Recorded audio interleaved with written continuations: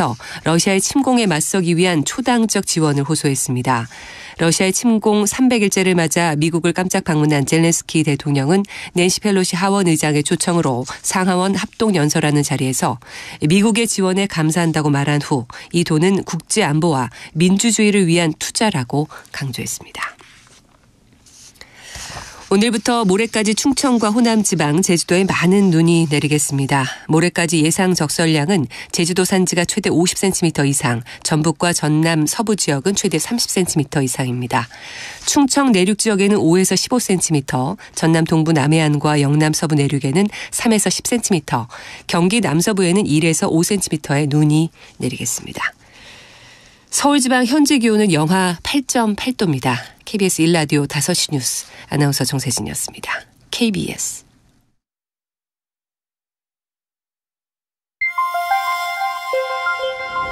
대한민국 중심 채널 KBS 1라디오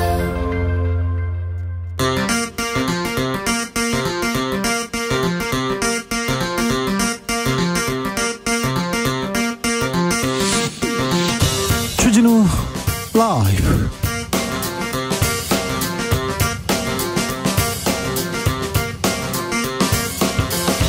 (2022년 12월 22일) 목요일입니다. 안녕하십니까, 주진우입니다. 윤석열 대통령 연일 노동개혁 외치고 있습니다. 특히 노조 부패를 3대 부패 중 하나라고 꼽았는데요. 노조에 대한 거친 공격, 그 배경은 뭘까요? 이미자 국민의힘 의원에게 들어보겠습니다. 일본이 적을 공격할 수 있는 반격 능력 보유를 결정했습니다. 우크라이나 젤렌스키 대통령은 미국 워싱턴을 방문해서 바이든 대통령과 정상회담을 가졌는데요. 이 시각 지구촌 주요 상황, 지금은 글로벌 시대에서 짚어봅니다. 이번 주 폭설과 한파 계속됩니다. 차량 관리에도 각별한 주의 요구됩니다. 특별히 배터리 성능이 떨어지는 전기차 더욱 각별한 주의 필요한데요. 겨울철 차량 필수 관리법, 김필수 교수와 따져봅니다. 나비처럼 날아 벌처럼 쏜다. 여기는 추진우 라이브입니다. 오늘도 자중차에 겸손하고 진정성 있게 여러분과 함께 하겠습니다. CNN에서 겨울에 7대 불가사의 이런 보도가 있었는데요. 화천의 산천어 축제가 3년 만에 돌아온다고 합니다. 산천어 축제 가야지 이렇게 생각하신 분들, 네, 가시면 되겠어요. 지금 축제가 많습니다. 축제가 많아요. 전 세계적인 인물 산타 축제가 어디 있는지 아세요? 내일부터 전북 임실에서 열립니다. 산타 축제. 그리고 펭귄 수영 축제가 있습니다. 우리나라에 있습니다. 거제도에서요. 네, 열렸어요. 이미 열렸고요. 아줌마 축제로 유명했던 대전에서는 맨몸 마라톤 축제가 있습니다. 1월 1일 11시 11분 11초에 출발한다고 합니다. 네, 그렇군요. 포천의 백운계곡 축제도 있고요. 동장국 축제입니다. 그리고 평창 송이 축제. 평창 송어 축제입니다. 송이 축제는 지나갔고요. 죄송합니다. 홍천강에는 꽁꽁 축제도 있습니다. 송어 축제, 꽁꽁 축제, 대관령 눈꽃 축제, 공주 군밤 축제도 이렇게 3년 만에 시작된다고 합니다. 그러니까 그러네요. 겨울에 아까운 거 있잖아요. 우리 동네 이런 축제 있는데 나만 보기 아까워요. 올겨울 꼭 가보고 싶은 곳 이렇게 있으면 보내주십시오. 샵 9730, 짧은 문자 50원, 긴 문자는 100원이고요. 콩으로 보내시면 무료입니다. 그럼 주진우 라이브 시작하겠습니다.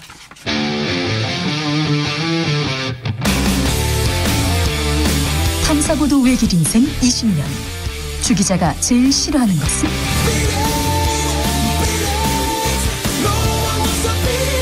이 세상에서 비리와 부리가 사라지는 그날까지.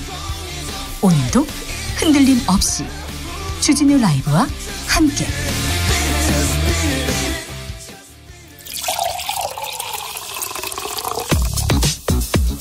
진짜 중요한 뉴스만 쭉 뽑아냈습니다. 주스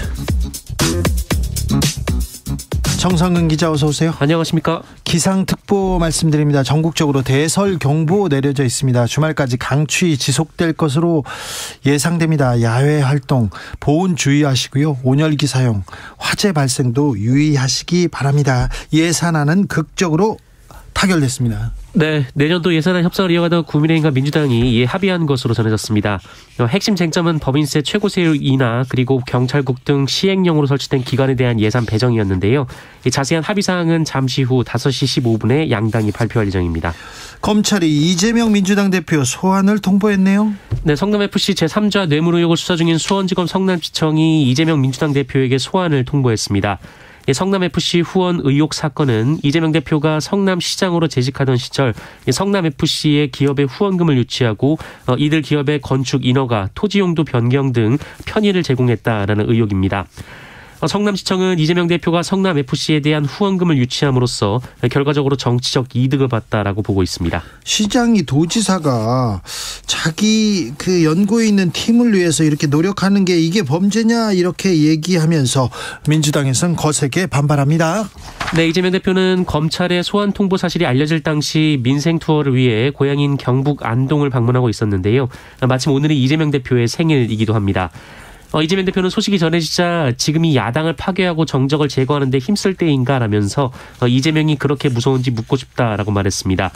이어 윤석열 정권을 향해 가장 불공정하고 가장 몰상식한 정권이라고 비판했습니다. 한동훈 장관은 한마디 했네요. 네, 한동훈 법무부 장관은 오늘 기자들과 만난 자리에서 이재명 대표에 대한 소환 통보에 대해 이 통상적인 지방자치단체 토착 비리에 대한 수사라면서 절차에 맞춰 이 검찰이 공정하게 수사할 것으로 생각한다라고 말했습니다. 검찰이 공정하게 수사할 것으로 생각한다 이렇게 얘기했는데 검찰이 공정한가 이 부분에 대해서 굉장히 국민들이 좀 의심을 하고 있다는 것도 조금 유념하셔야 됩니다. 검사가 대통령이 됐어요. 그리고 검찰에서 일어나는 수사입니다. 그래서 더 공정하게, 더 공평하게 이런 부분에 대해서는 각별히 좀 신경을 더 쓰셔야 됩니다. 더요. 이상민 행안부 장관 참사가 발생한 지 3시간이 지난 뒤에 회의에 왔다고요? 네, MBC는 어제 12구 참사 당일 안전관련 주무부처장인 이상민 행정안전부 장관이 이 참사가 발생한 지 3시간이 지나고 나서야 현장에서 열린 상황 판단 회의에 참석했다라고 보도했습니다. 몇 시에 왔다는 거예요, 그러면? 네, 이때 새벽 1시 9분경이었는데요. 이 참사 당시 현장에서 6번의 상황 판단 회의가 있었는데 이상민 장관이 4차 회의부터 참석을 했습니다. 아니 국민들 그리고 텔레비전 지켜보는 사람들 10시 몇 분부터 11시에는 이미 이 사태의 심각성 보고 있었는데 1시 넘어서 이제서야 왔다고요? 네, 당시에는 사상자가 속출하면서 병원 이송 문제, 이 교통 통제 등을 두고 일선의 혼잡이 이어지던 상황이었습니다. 교통 통제가 안 되는 거 보고 구급차가 오지도 못하고 빠져나가지도 못하고 그 부분이 왜 그러지? 왜 이렇게 엉켜있지? 이런 생각 국민들이 했잖아요. 그런데 정작 이상민 장관이 나와서도 현장 대응에 최선을 다하고 유관기관의 협조 체계를 유지하라라는 원론적인 지시만 내렸다라고 합니다. 윤석열 대통령이 행안부를 중심으로 신속한 구급과 치료에 나서라라고 지시한 지 2시간이 지난 상태였는데요. 다른 회의에서는 대응 3단계, 응급의료팀 추가 동원, 원효로 다목적 체육관의 임시 영안소 설치 등 이 구체적인 지시가 나왔었다라고 합니다. 행안부 장관이 사태를 파악해서 대통령한테 보고하고 지시를 받아야 되는데 대통령이 지시한 지 2시간 만에 이렇게 나왔다니 행안부 장관 그 행적도 좀 살펴봐야 되겠습니다.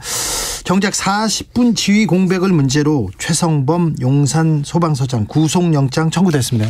네, 이태원 참사를 수사 중인 경찰 특별수사본부는 소방당국 현장 지휘 책임자였던 이 최성범 용산 소방서장에 대해 구속영장을 신청하기로 했습니다.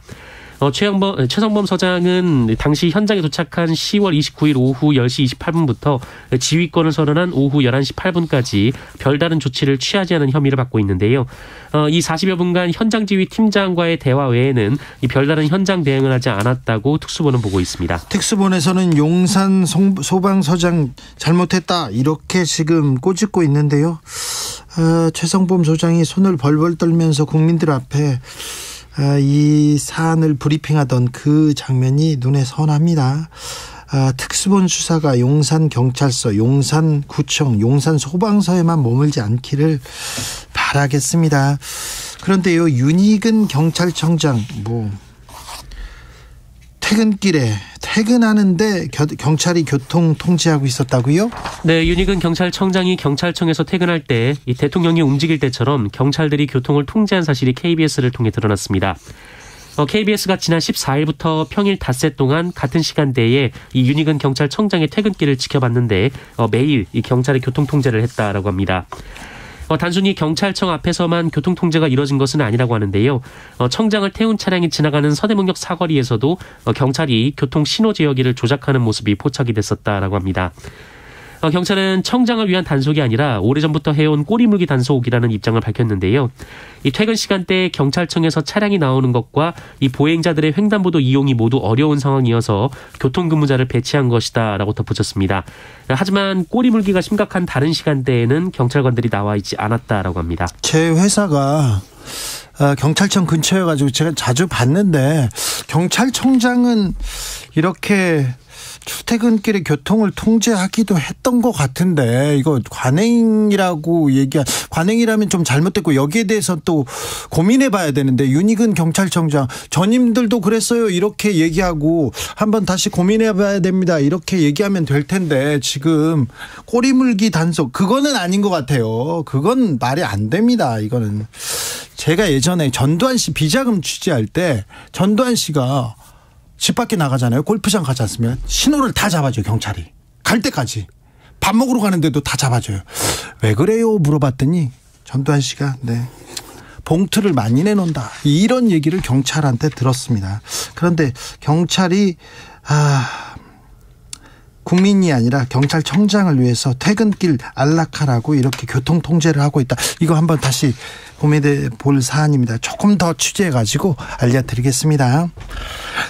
대통령 관저 100m 내 집회를 모두 허용하지 않는 것 헌법 불합치라는 결정이 나왔습니다. 네, 대통령 관저로부터 100m 이내에서 야외 집회와 시위를 일률적으로 금지한 현행법은 과잉금지 원칙을 위반했다는 헌법재판소의 판단이 나왔습니다. 헌법재판소는 오늘 재판관 전원일치 의견으로 집회 및 시위에 관한 법률 11조가 설정한 100m 집회 금지 구역 가운데 대통령 관저 부분에 헌법 불합치 결정을 내렸습니다. 네. 최근에 은행권 불안하다고 합니다. 금융 불안하다고 하는데 금융 불안지수 위기 단계에 올라갔다고 합니다. 네, 레고랜드 사태 등으로 자금 신용 경색까지 겹치면서 우리나라의 금융 불안 지수가 최근 위기 단계까지 치솟은 것으로 나타났습니다. 특히 가계와 기업의 빚이 전체 경제 규모의 2.2배를 넘어섰고요. 특히 기업 대출이 최근 빠른 속도로 불어나서 잠재적 위험으로 지목이 됐습니다. 올해 3월부터 9월까지 금융 불안 지수가 주의 단계였었는데요. 지난 10월부터 위기 단계로 올라섰고 지난달도 위기 단계에서 머물렀다라고 합니다. 한국은행은 주요국 통화긴축 강화 등으로 금융시장 변동성이 확대되고 신용 경계감이 높아진 가운데 레고랜드 사태 등이 가세해 채권 단기자금 시장의 자금 중개 기능이 일부 제약됐다라고 평가했습니다. 요즘 기업들 은행권 대출이 막혔다고 아우성입니다. 자영업자 대출 빠르게 늘고 있습니다. 네, 한국은행에 따르면 자영업자 대출이 지난 3분기 말 현재 1,014조 2천억 원에 달하는 것으로 나타났습니다. 이 코로나19 위기가 불거진 2020년 1분기 말에는 700조 원에 그쳤는데요. 2021년 1분기 말에는 831조 8천억 원, 그리고 2022년 1분기 말에는 960조 7천억 원이 돌파한 데 이어서 이번 3분기 말 기준으로는 사상 처음으로 이 1,000조 원을 돌파했습니다. 매우 좋지 않은 신호인데요. 경제 민생 걱정입니다. 어떻게 좀 대책을 세우고 있겠죠. 있어야 될 텐데 지금 노동개혁하겠다 계속 얘기하는데 경제 민생에 대한 대책도 있겠지요. 네, 이렇게 얘기합니다. 코로나 상황 어떻습니까? 네, 오늘 코로나19 신규 확진자 수는 75,744명이었습니다. 어제보다 12,000여 명 줄었지만 일주일 전과 비교하면 5,000여 명 늘었습니다. 정상근 기자님 감기 조심하세요. 0565님께서 얘기합니다. 네, 찬바람 드니까 코가 막히기 시작했습니다. 네. 주스 정상근 기자 함께했습니다. 감사합니다. 고맙습니다. 나만 아는 겨울 축제 있어요. 나만 꽁꽁 싸매서 모르게 나만 즐기고 싶어요. 이런 얘기 있습니다. 1008님께서 안성의 고사모수의 꽃매 카페 휴게소에서 얼음 썰매 무료 개장합니다. 알겠어요? 몸만 가면 됩니다. 알겠어요. 네. 1582님, 여기는 밀양입니다. 우리 밀양에는 연극을 많이 합니다. 볼거리도 많고 연극도 참 재미있습니다. 밀양에서 연극이 우리 삶이 됩니다. 밀양이 그렇게 아름답다면서요. 밀양이 그렇게 예쁜데 그렇게 예쁜데 영화 밀양은 왜 이렇게만 찍었지, 그렇게 얘기를 한 분이 계셨는데, 아우, 네, 노무현 대통령이 그러셨는데, 또 정혜나님께서 밀양 작품은 매우 훌륭했습니다. 네, 아름다운 밀양을 담지는 않았다. 정혜나님, 여긴 광주인데요. 눈이 많이 옵니다. 지금 많이 온다면서요. 축제 생각보다 걱정이 앞섰는데요. 오늘보다 내일 더 걱정입니다. 모두 건강 조심, 미끄러짐 조심하세요. 네, 광주 전남 호남 지역에 지금 대설 경보주의보 내렸는데 각별히 조심하셔야 됩니다. 6939님, 마지막에 소개한 공주 군밤축제, 공주 알밤과 떠나는 달콤한 여행, 1월 6일부터 8일까지입니다. 다양한 프로그램과 꿀밤 드시러 놀러오세요. 공주의 인심 어떤지 와보시면 후회하지 않으실 거요. 네, 알겠습니다. 주진우 라이브.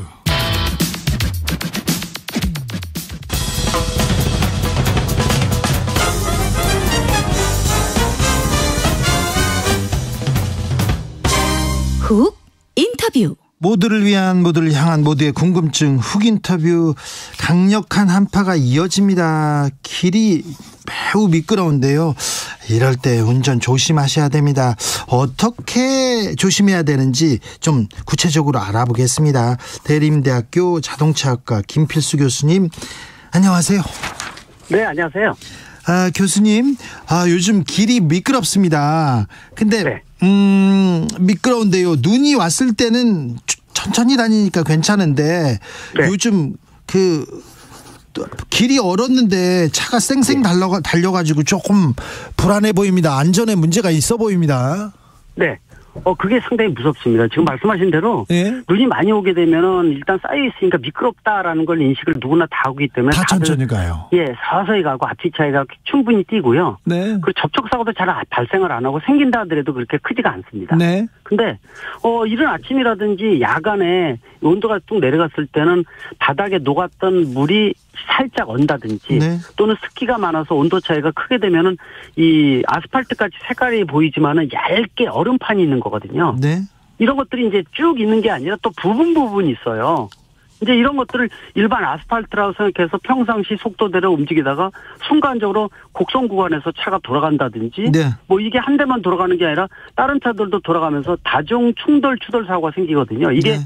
연간 뭐 우리나라에서도 이 일명 이제 우리가 블랙아이스라고 그러지 않습니까? 네.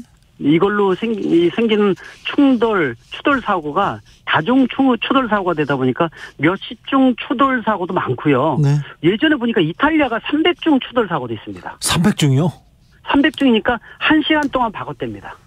그러니까 계속 와서 1시간 동안요. 네. 300대가 누적될 때까지 계속 부닥치는 거죠. 와서 부닥쳐서 이걸 빼는데도 뭐 하루 뭐 몇 시간 정도가 아니라 뭐 우리나라도 한 50중 추돌 사고가 있었지 않습니까? 그만큼 이제 위험한 거니까. 네. 이른 새벽 지금같이 어제 눈 오고 날씨가 따뜻하면서 녹았다가 갑자기 온도가 내려가면서 빙판길이 많은데 이때 지금 가장 조심해야 되는 시기라고 볼 수가 있습니다. 지금 그렇잖아요. 어제 비 오고 네. 눈 오고 좀 괜찮아서 녹아서 이제 막 다녔는데 지금 기온이 뚝 떨어졌지 않습니까? 그러면 맞습니다. 오늘 저녁 내일 블랙아이스 많은 거네요? 많은 거죠. 그리고 특히 이제 많이 발생을 하고 블랙아이스가 이제 습도가 높아서 갑자기 온도가 내려가면서 살짝 어는 것도 있지만은 지금 나오는 얼음판은 어제 눈이 와서 녹았다가 이 물기가 있는 상태에서 생긴 얼음이거든요. 이것도 네. 역시 아스팔트 같이 생깁니다. 잘 안 보입니다. 예. 이때는 블랙아이스가 항상 있다고 생각을 하고요. 네. 속도 늦추고 앞뒤 차의 간격 충분히 뛰시는데 속도는 한 30% 정도는 최대한 늦추셔야 돼요. 예. 그리고 주의할 부분들이 특히 이제 낮에 온도가 약간 올라갈 때는 좀 녹는 부위가 있지만은 네. 녹지 않는 영역이 있는데 어디냐면은 산비탈 밑에 그늘진 곳 있죠. 네. 네, 또 이명 골목. 예. 이명 골목은 주택가 같은 데는 아예 얼음이 눈이 그대로 있는 데도 맞아요. 많거든요. 맞아요. 네. 예, 이런 데는 속도를 시속 10km 간 넘게 하셔야 돼요. 왜냐하면 10km만 튀어나오면은요. 네. 제동을 할 수가 없습니다. 예. 그리고 다리 위 밑에 찬바람이 지나가기 때문에 녹질 않습니다. 예. 그리고 터널 입출구 종류들 예. 이런 데가 모두 다 얼음이 녹지 않는 지역이고 블랙 아이스가 특히 많이 발생하는 지역이니까 제가 말씀드린 지역은 특히 속도 늦추셔야 되고 특히 터널 들어가실 때 막 속도 내시는 분들이 있거든요. 네네. 예, 여기는 뭐 그냥 안에 실내니까 눈도 안 왔어 이래가지고 미리 아직 그 입구도 아닌데도 불구하고 속도 내서 막 진입하실 때 입구 쪽이나 출구 쪽에서 사고 나는 경우도 있고요. 네. 또 이 바깥에 이 밝은 정도하고 안의 정도가 틀리다 보니까 이게 명암이 틀려지거든요. 아, 예. 예, 암수능, 명수능이라 그러는데 순간적으로 눈이 안 보이는 부분이 생기니까 예. 그거 감안을 해서 이 터널 들어가시기 전에 이 속도 충분히 낮추시고요. 네. 그리고 또 썬팅을 많이 하신 분들이 많아서 네. 지하 주차장이나 아니면 터널 들어갈 때 감정이 갑자기 쑥 어두워지는 경우가 많이 있으니까요. 네. 그런 것들도 동시에 주의하시는 것이 중요하다고 보고 있습니다. 산비탈 그리고 골목 그리고 다리 위 그리고 터널 네. 진입구 입출구요. 네, 조심하겠습니다. 예. 겨울철인데요. 자동차 중간에 네. 차 막히는데 자동차가 거기에서 이렇게 전문 용어는 아니지만 퍼져 있다 이렇게 누워 있는 차들이 있어요. 그런 예. 차들 지금 이때 가장 많이 보는데요. 어떤 부분 점검해야 됩니까? 가장 중요한 게 배터리 방전이에요. 배터리요. 예, 배터리가 보통 지금 쓰고 있는 내연기관차는 납축전지라고 해서 수명이 네. 2년 반 3년이라고 보셔야 돼요. 네. 그러니까 지금이라도 혹시라도 내가 예전에 이 납축전지 배터리를 간지 거의 한 3년 돼가고 있어. 지금 이번 겨울 내기 힘듭니다. 아, 그래요? 혹시라도 장거리 뛰시거나 날씨가 또 이렇게 좀 추워지고 있는데 춥게 되면은요. 이 배터리가 기능이 다 떨어진 배터리는 날씨가 추워지게 되면은 30-40% 기능이 떨어지면은요. 네. 시동이 아예 안 걸립니다. 예. 그래서 예전에 한 2-3년 전에 그 기억나실 거예요. 코로나 바로 직전인가 그랬는데 이 인천공항 제2터미널이 이 주차장이 지하가 아니라 노출돼 있어요. 예. 거기 바닷바람이 찬바람이 오다 보니까 온도가 급격히 떨어지면서 수백 대가 방전이 다 돼서 차가 난리 난 적이 있었습니다. 아, 그래요? 예, 그래서 이 정상적인 배터리인데도 불구하고 온도가 급격히 떨어지면서 며칠 동안 어디 해외 갔다 오다 보니까 며칠 있다 보니까 시동이 아예 방전돼서 안 걸리는 이런 맞아요. 사례라고 볼 수가 있는데요. 기억납니다. 예. 배터리 중요하네요.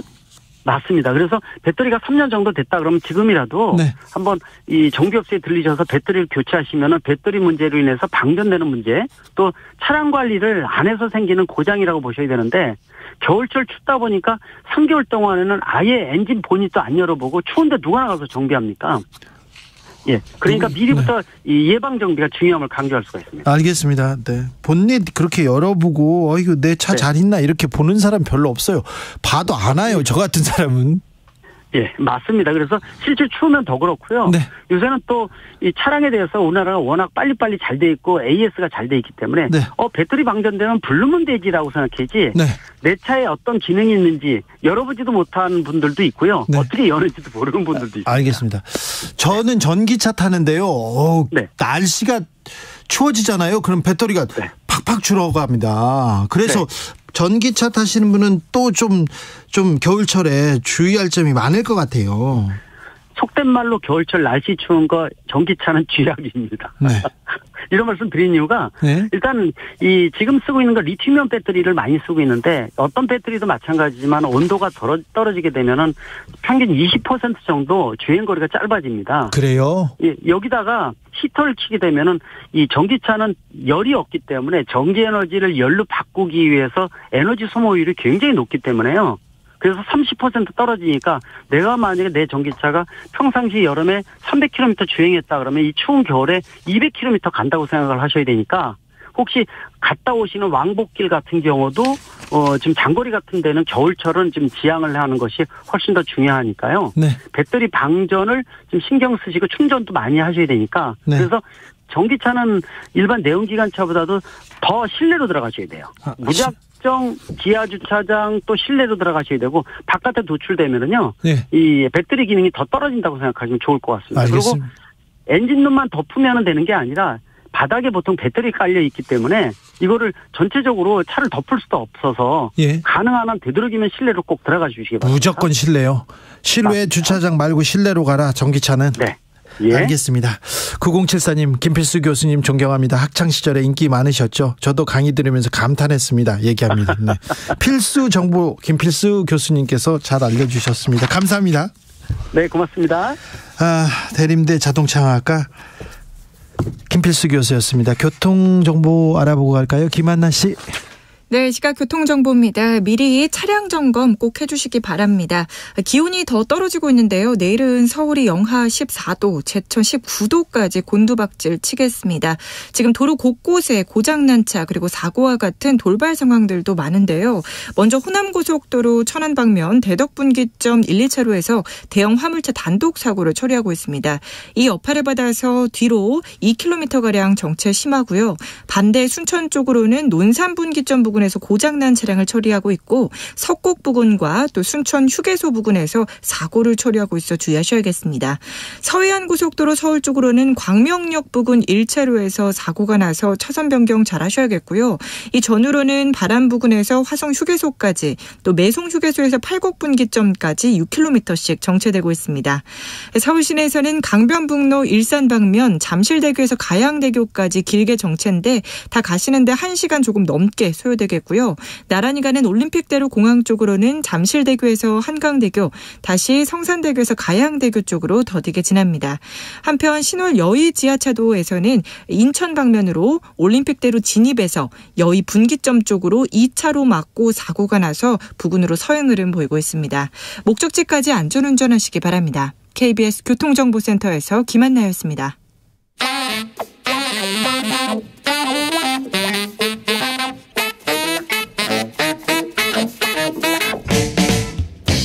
세계는 넓고 이슈는 많다. 우리의 시야를 국제적으로 넓혀보겠습니다. 국내 뉴스, 국제 이슈 다 덤벼라. 지금은 글로벌 시대. 국제적 토크의 세계로 들어가 봅니다. 군사 외교 안보 전문가 김종대 전 의원. 예, 안녕하세요. 네, 김종대 의원은 코로나 확진으로 전화로 이렇게 만나봅니다. 건강은 괜찮으세요? 예, 격리 중인데요. 많이 네. 호전이 됐습니다. 걱정해 주신 덕분입니다. 많이 나아지셨습니까? 네. 그럼 조금 있다가 이제 조사 받으시면 되겠네요. 아, 예. 네. 자, 세계적인 평론 스케일. 왜 기침하고 그러세요? 그 얘기하니까. 아, 안 좋습니다. 그 조사 못 받습니다. 알겠습니다. 예. 세계적인 평론 스케일 임상훈 인문결 연구소장 어서 오세요. 네, 안녕하십니까. 네. 김종대 의원님, 이 뉴스 보고 제가 물어보고 싶었어요. 일본이 네. 적을 먼저 공격할 수 있는 반격 능력을 보유하는 것을 결정했습니다. 이게 어떤 것을 의미합니까? 예, 아무래도 이제 두터운 방패보다는 날카로운 창을 갖겠다. 이런 인식의 변화가 이제 그 국방 정책의 아주 근원적 변혁을 도모하는 이런 변화가 있었다고 보여지는 것이고요. 그 이번에 안전보장 전략서에서도 2차 대전 이후에 가장 큰 어떤 변화의 계기를 맞이했다고 하면서 이제는 일본이 반격 능력, 이게 적기지 타격 능력입니다. 북한이나 중국의 그 군사기지를 찾아내서 공격 미사일로 타격할 수 있는 이런 능력을 통해 가지고 억지력을 갖추고 가장 직접적으로는 대만이나 남중국해 어떤 중국의 해양력 진출을 차단한다는 이런 인도 태평양 전략 차원에서도 이번에 정책 결정이 큰 획을 긋고 있다고 할 수 있겠습니다. 반격 능력 보유라고 말했지만 반격이라는 게 이게 공격 아닙니까? 이게 지금 쉽게 말하면 공격인데 이게 선제 공격으로 비칠까봐 말을 슬쩍 바꿨어요. 반격으로요? 네. 예, 원래는 아베 총리 때는 적기지 타격 능력이라 그랬는데, 작년부터 이걸 슬쩍 말을 바꿔가지고, 반격 능력이라고 해서 좀 완화가 됐습니다만 내용은 똑같습니다. 그런데, 일본이 중국보다는 북한의 긴장, 고조를 위해서 이렇게 충돌, 군사적 위협 이렇게 올리는 거 아닌가, 이거 걱정이 됩니다. 예, 아무래도 이제 일본이 옛날에 수세적이고 방어적인 전략이 아니라 공세적인 정책, 또 이제 대국 전략에 강대국 정치에 뛰어든 거기 때문에 이것은 그 자체로 일단 우리로서는 주변 정세가 불안정해지는 것이고, 군비 경쟁과 군사적 긴장이 높아지는 것을 의미하기 때문에 뭐 이걸 미국 빼놓고는 좋아할 나라는 하나도 없다고 저는 생각합니다. 네, 미국은 뭐 무기도 팔고요. 이건 원래 미국의 정책이었던 것이, 네. 미국이 자기네 중거리 미사일을 아시아 국가들에 배치를 못하니까 간접적 방식, 즉 일본이 중거리 미사일을 보유하는 것을 지원함으로써 동일한 효과를 거둔다. 이런 전략이 올해 초부터 일찌감치 서 있었고, 그것을 일본이 장단을 맞추는 것이다. 이렇게 해서 둘이 아주 손발이 척척하는 거죠. 근데 미국하고 일본의 손발이 이렇게 착착 맞지만 우리한테는 우리 긴장을 고조시키는 문제고, 한반도 평화에는 이거 위험, 걸림돌 될 것 같은데 우리 정부가 일본한테 강하게 항의해야 되는 거 아닙니까? 그러니까 우리가 그 한미 동맹으로 아주 단순 명쾌하게 그 한반도 위기를 관리해 왔는데 일본이라는 이질적 존재가 추가되는 거거든요. 그래서 양자가 하던 동맹에 일본이 뛰어들어가지고 이제는 의사결정이라든가 위기 시의 판단, 또 정보 공유 이런 게 과연 완활히 이루어지겠느냐. 그리고 일본이 우리보다 앞질러서 대한민국 국민의 어떤 평화권을 침해하는 일이 없겠느냐. 우리는 원치 않는 전쟁을 일본 때문에 할 수밖에 없는 거 아니냐. 이런 문제가 하나도 아직까지는 투명하게 논의된 바가 없으니까 불안한 것이죠. 그렇죠. 적 미사일 기지 공격한다면서 북한에 대한 공격이 있을 경우 그때는 그 일본이요. 북한 미사일에 대한 어떤 민감도가 우리보다 높아요. 굉장히 오작동 경보도 많이 울리고 굉장히 민감하기 때문에 이 스트레스가 심한 나라라서 우리보다 먼저 성급하게 전쟁으로 오인하고 행동을 개시하는 이런 어떤 충동적인 모습은 과연 없겠느냐. 이런 점에서 한미일 삼국의 위기 관리 시스템이 과연 신뢰성 있게 가동될 수 있겠느냐. 저는 아직까지는 멀었다고 보거든요. 그러면 그런 가운데 먼저 공격 미사일을 보유한다 그러니까 이건 우리로서도 상당히 큰 도전이자 과제입니다. 일본의 호전적인 전쟁을 일으켰던 DNA에 대해서 다시 한번 걱정하지 않을 수 없어요. 역사를 왜곡하면서 반성하지 않고 그때 그 전쟁을 일으켰던 침략 전쟁을 일으켰던 것도 부인하고 있으니. 아니 근세 이래 지난 300년 동안 동아시아에 큰 전쟁이 12번 있었는데 그중에 8번을 일본이 일으켰습니다. 예. 일본만 조용하면 동아시아는 평화로웠어요. 그러니까요. 네, 항상 일본이 트리거, 방아쇠 역할을 해버렸기 때문에 이런 어떤 역사와 지정학의 논리가 아직도 저는 불변이라고 보여지니까 일본의 어떤 투명하고 또 주변국에게 충분히 양해를 얻은 뒤에 저걸 하든지 말든지 해야 되지 않겠냐 봐요. 알겠습니다. 김종대 의원님은 건강에 전혀 문제가 없고요. 청명하시고 그래서 사법당국에서 언제 부르셔도 괜찮을 것 같습니다. 그런데 사법당국에서 수사당국에서 김종대 의원을 못 부른다. 부르지 못하고 있다. 김종대 의원을 무서워하고 있다. 이런 얘기가 있습니다. 소장님. 네. 일본의 적 미사일 기지 공격할 수 있는 반격 능력 보유에 대해서 어떻게 보십니까? 이게 그러니까 중국 입장에서도 또 긴장하게 만드는, 그러니까 동아시아를 다시 한번 긴장 속으로 불어넣는 그렇게 되거든요. 중국은 바로 시진핑 국가주석이 지시해가지고 중국 항모 전단 훈련했어요. 그러니까 바로 그렇게 연결이 돼버리는 건데 중국이 바로 대응을 하게 만들고 그렇게 되면서 결국 그 동아시아에 또 한 번 긴장을 한 단계 더 업그레이드 시키는 그런 결과로 나오는 그런 거거든요. 네.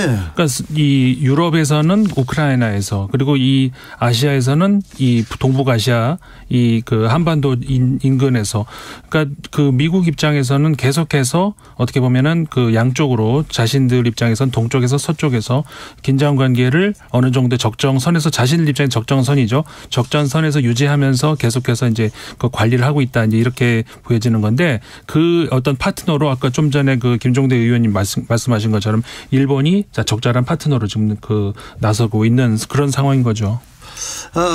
자, 젤렌스키 대통령 미국을 방문했습니다. 첩보 영화를 방불케 하던데요, 소장님? 네.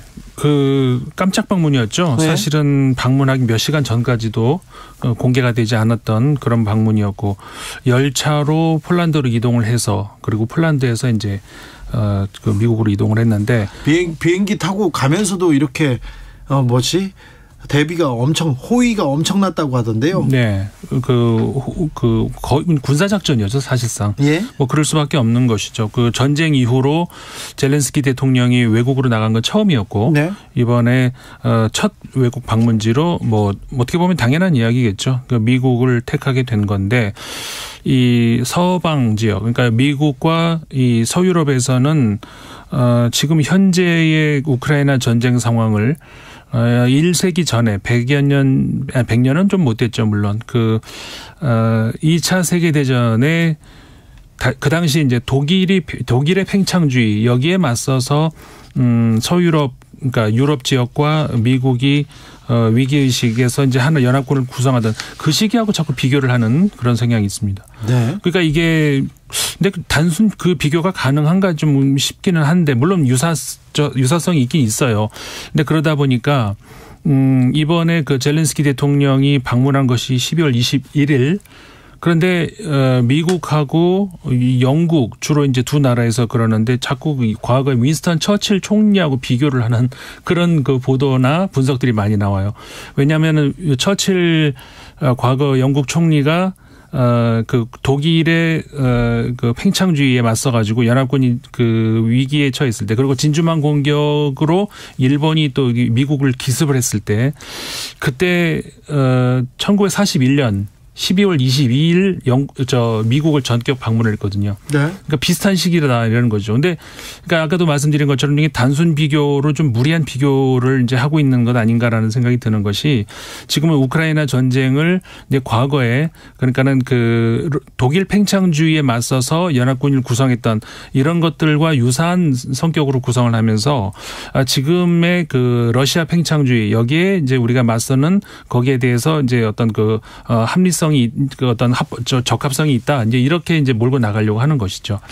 근데 미국 입장에서는 내년, 그러니까 1월 달이면은 바로 이제 한 달도 안 남았죠. 하원이 바뀐단 말이에요. 네. 공화당으로 이제 넘어가죠. 현재는 민주당이 주도권을 가지고 있습니다만은, 근데 그렇게 되면은 공화당이 모든 면에서, 특히 우크라이나에 대한 지원 이 차원에서 얼마나 바이든 정부에 협조를 할 수 있을지 알 수가 없거든요. 그렇기 때문에 바이든 정부 입장에서도 빨리 서두를 필요가 있었을 것이고, 네. 오래 가기 전에 그러면서 이제 전격적으로 이제 이번 그 회동이 이루어진 거죠.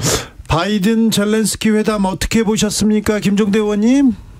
예, 일단은 젤렌스키의 방미 전에 패트리엇 지대공 미사일의 우크라이나 지원이 결정이 됐습니다. 네. 지금까지 우크라이나에 많은 무기가 지원됐습니다만은 패트리어트가 제일 비쌉니다. 비싸요? 예, 한 발에 한 80억 원짜리 미사일을 쏴대는 거니까. 예, 이게 뭐 드론 2천만 원짜리 맞추자고 80억짜리 미사일을 쏜다. 언뜻 보면 직관적으로는 잘 이해가 안 되지만, 네. 어쨌든 그 키이우 수도 방어라든가 인프라 보호에 미국이 그 전쟁 초기에 거절했던 것을 이제 승인했다는 이야기. 처음에는 거절했군요.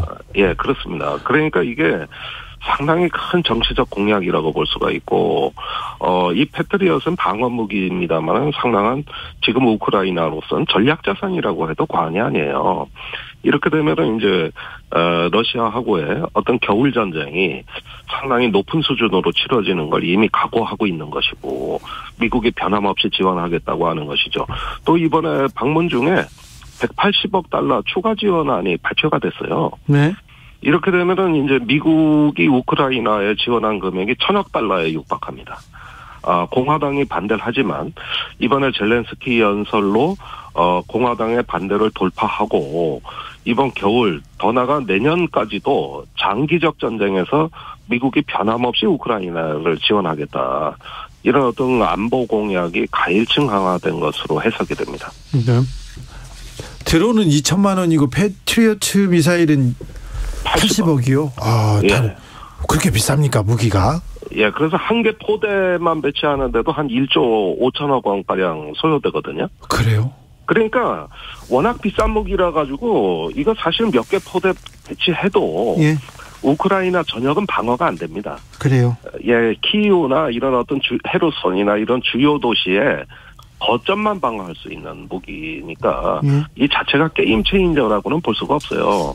그러나 정치적 의미는 매우 크죠. 알겠습니다.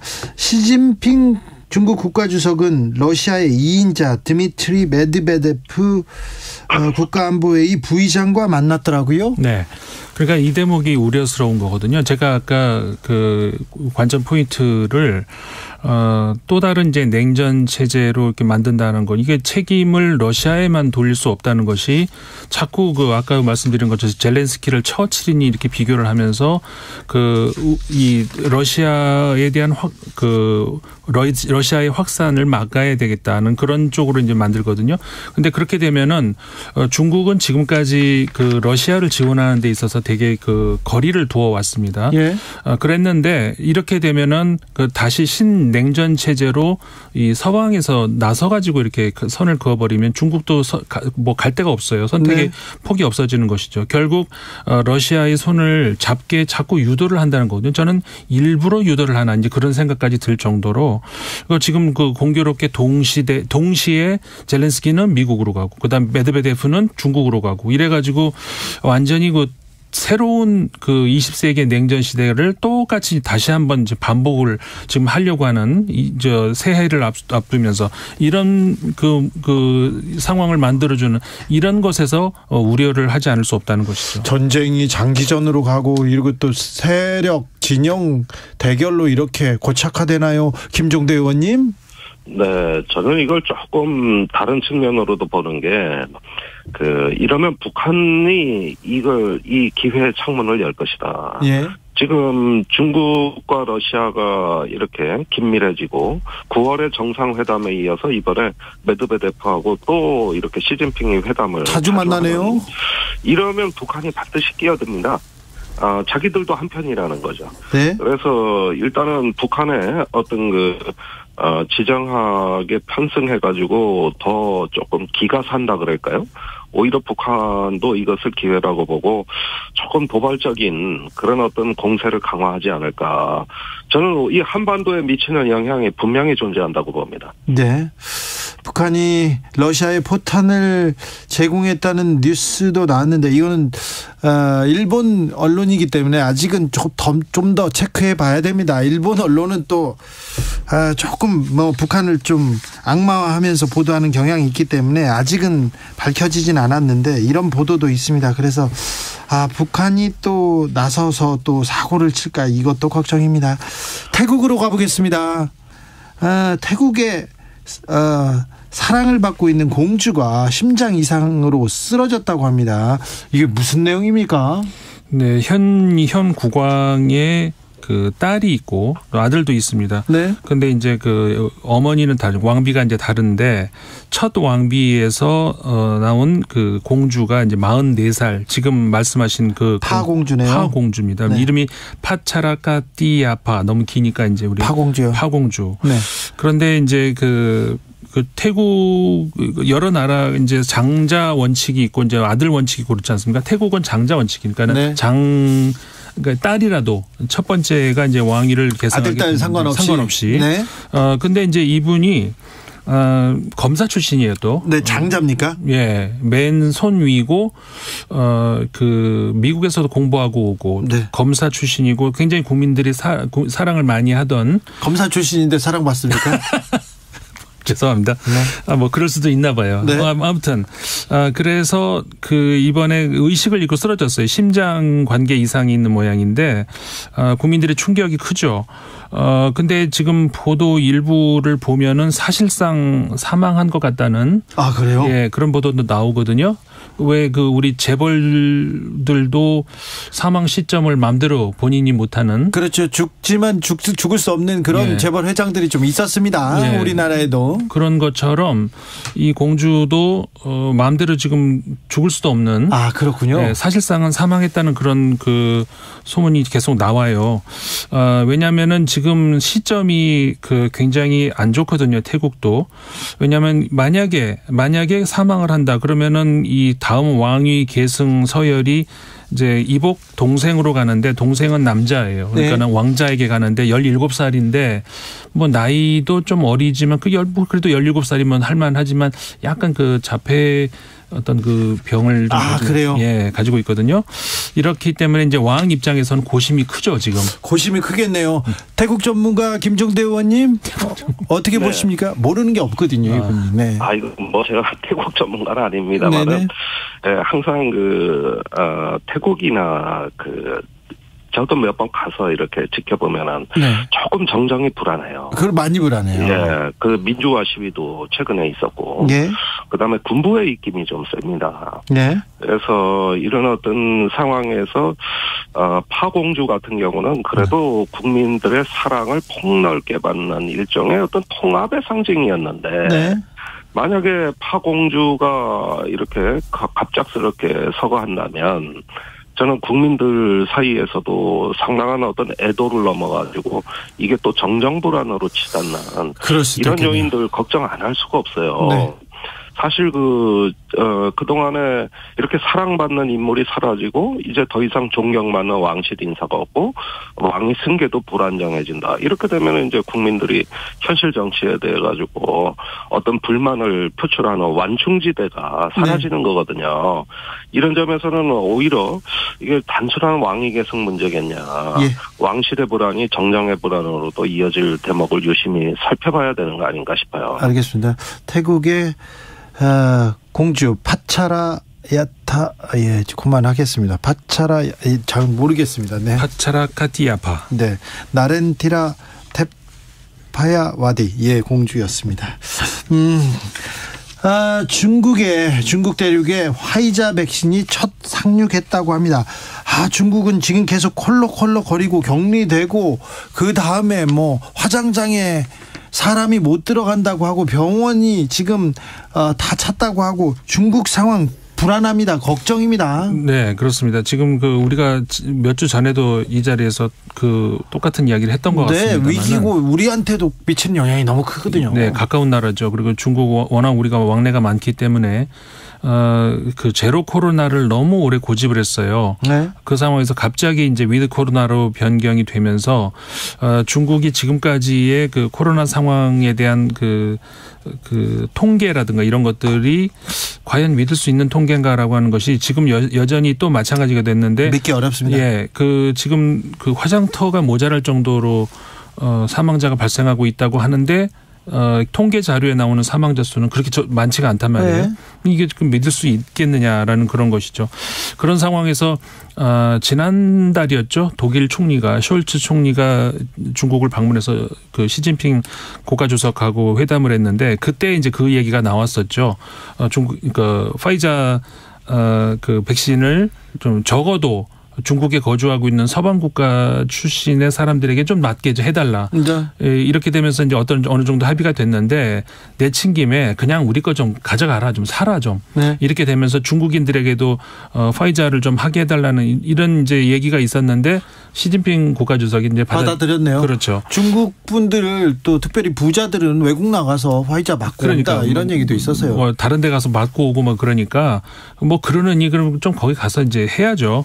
너무 이제 중국산 백신을 고집을 하다가 그게 이제 잘 지금 안 듣는 이런 상황까지 가면서 결국은 이제 한 걸음 이제 물러나는 상황인데 그 백신이 그래서 지금 부스터 샷을 굉장히 정부 차원에서 강조를 시도를 하고 특히 이제 곧 춘절 아니겠습니까? 네. 춘절 때 얼마나 많이 그리고 중국 정부에서는 춘절 때 이동하지 말라고 제로 코로나 때까지 했다가 갑자기 그 춘절은 가족과 함께 하면서 갑자기 바꿨단 말이에요. 네. 그러니까 굉장히 대이동이 이제 일어날 건데 바이러스의 대이동, 대충돌 지금 뻔히 네. 보이네요. 그러니까 이게 지금 우리나라로 그 넘어올까봐 전 사실 굉장히 불안해요. 그러니까요. 바이러스 변이 바이러스가 또 우리한테까지 올까 걱정이 되는데 중국통 김종대 의원님. 예. 제가 지금 확진돼서 자가격리 중이기 때문에 전문가예요. 훨씬 더 그걸 피부로 네. 이 고통을 체감하고 있습니다. 그런데 이번에 중국의 화이자 제공을 독일이 제공했다는 게 의미가 있어 보입니다. 네. 사실 지난달에 숄츠 총리가 대규모 기업 사절단을 이끌고 중국을 방문하면서 미국으로부터 상당한 어떤 배신자 소리를 들었거든요. 그렇죠. 예, 중국을 견제해야 되는데 아니 독일의 유수의 제조업체를 다 데리고 갔으니 예. 이런 면에서 상당히 어떤 서방의 대중전선에 균열이 가해진다 이런 어떤 우려가 있었는데 이번에 또 독일이 선제적으로 이렇게 화이자 제공을 제안하고 나선 것을 중국이 받는 모양. 이렇게 되면은 이걸 과연 미국에서 어떻게 받아들일까 하는 거예요. 그래요? 예. 그런 점에서는 조금 중국이 전 세계의 어떤 새로운 방역의 투명성을 갖추고 뭔가 호소하고 국제기구가 좀 나서야 되는데 독일이란 특정 국가가 나서서 이렇게 해버리니까 이게 또 서방의 대중전선에 균열이 가지는 않을까 여러 가지 또 정치적 의미가 숨어 있는 것 같습니다. 통계 조작으로 지금 이렇게 코로나를 막을 수는 없습니다. 중국이 국제사회에 손을 내밀고 같이 이렇게 코로나를 헤쳐나가는 지혜를 모아야 됩니다. 중국 마찬가지로 북한도 그렇고요. 그런데 네. 걱정거리입니다. 스웨덴은 부자 나라입니다. 복지 잘 되기로 유명한 나라인데 국민들한테 비상식량 그리고 손전등, 긴급 물자 비축하라 이런 경고를 내렸어요. 에너지 대란 위기입니까? 이것도 이제 우리 지난번에 한번 제가 말씀을 드렸었죠. 그러니까 비유를 하자면은 살얼음 위를 걷고 있다. 이 정도로 할 수가 있을 것 같거든요. 살얼음 너무 약해요. 그리고 이게 아직 깨져서 물속으로 빠지진 않았습니다만은 고만고 아주 조심스럽게 걷고 있는 그런 게 지금 현재 유럽의 에너지 위기 상황이다 이렇게 볼 수가 있습니다. 근데 이제 그러니까는 지금 말씀하신 스웨덴 같은 경우도 비상식량 같은 것들을 좀 더 비축하라 이런 얘기가 나오고 있는데 북유럽 같은 경우에 전기가 부족해질 수 있는 그런 위기가 조금씩 나오고 있거든요. 그리고 이제 특히 영국 같은 경우도 마찬가지인데 추위가 조금씩 이제 시작이 돼요. 지금 얼마 전까지는 사실 쉽지는 않았습니다만, 네. 그래서 앞으로 위기 이거는 진짜 날씨에 달려 있기 때문에 이거는 어떻게 될지 예상은 하기는 어렵습니다만. 에너지 대란이라고 하는데 우리나라도 지금 등유값이 배 이상 올랐고요. 난방비 올랐다 아우성입니다. 우리나라도 걱정이고 전기를 많이 쓴다고 하는데 이 부분에 대해서 정부가 좀 대응하고 있는지 좀 걱정이 됩니다. 김종대 의원님 건강 빨리 챙기십시오. 네, 감사합니다. 네, 얼른 나와서 뵙겠습니다. 임상훈 소장님 감사합니다. 네, 고맙습니다.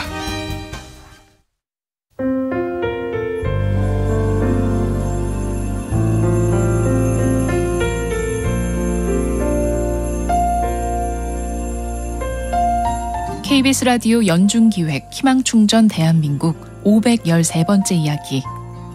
안녕하세요. 아나운서 김소리입니다. 18살 혁수는 태어나서 얼마 지나지 않아 뇌병변 장애 진단을 받았습니다. 강직성 사지마비로 누군가의 도움 없이는 아무것도 할 수 없는 상태인데요.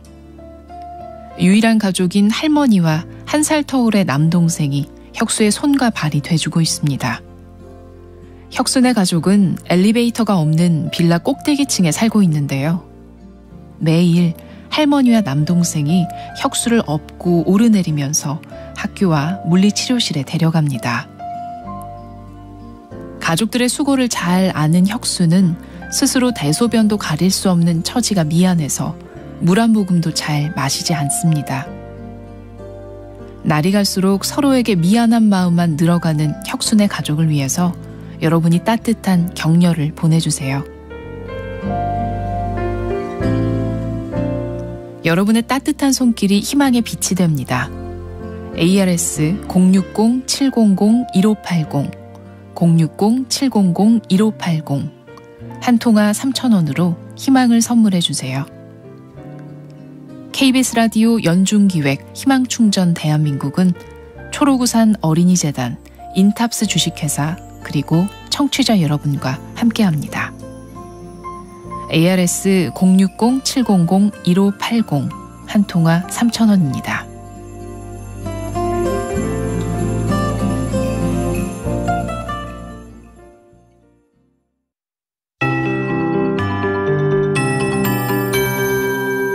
KBS 58분 날씨.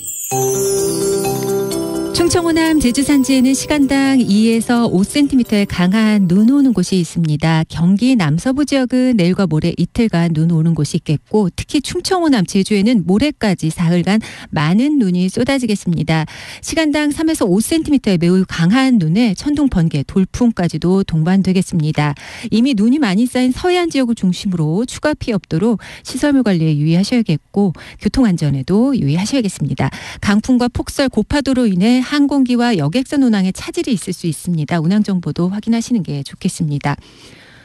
모레까지 충청 호남 제주에는 5에서 30cm, 제주 산지 많은 곳은 50cm 정도 쏟아질 수 있겠고요. 전남 동부 해안과 경상 서부 내륙 3에서 10cm, 경기 남부와 충북은 내일까지 1에서 5cm의 눈이 내리겠습니다.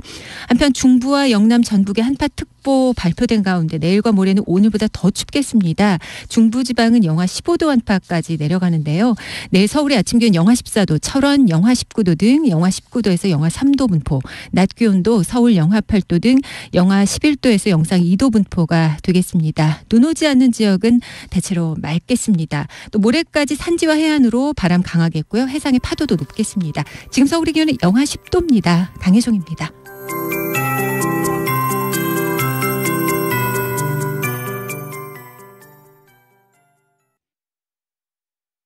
정성을 다하는 국민의 방송 KBS가 6시를 알려드립니다. AM 711kHz, FM 97.3MHz, KBS 1라디오입니다. HLKA.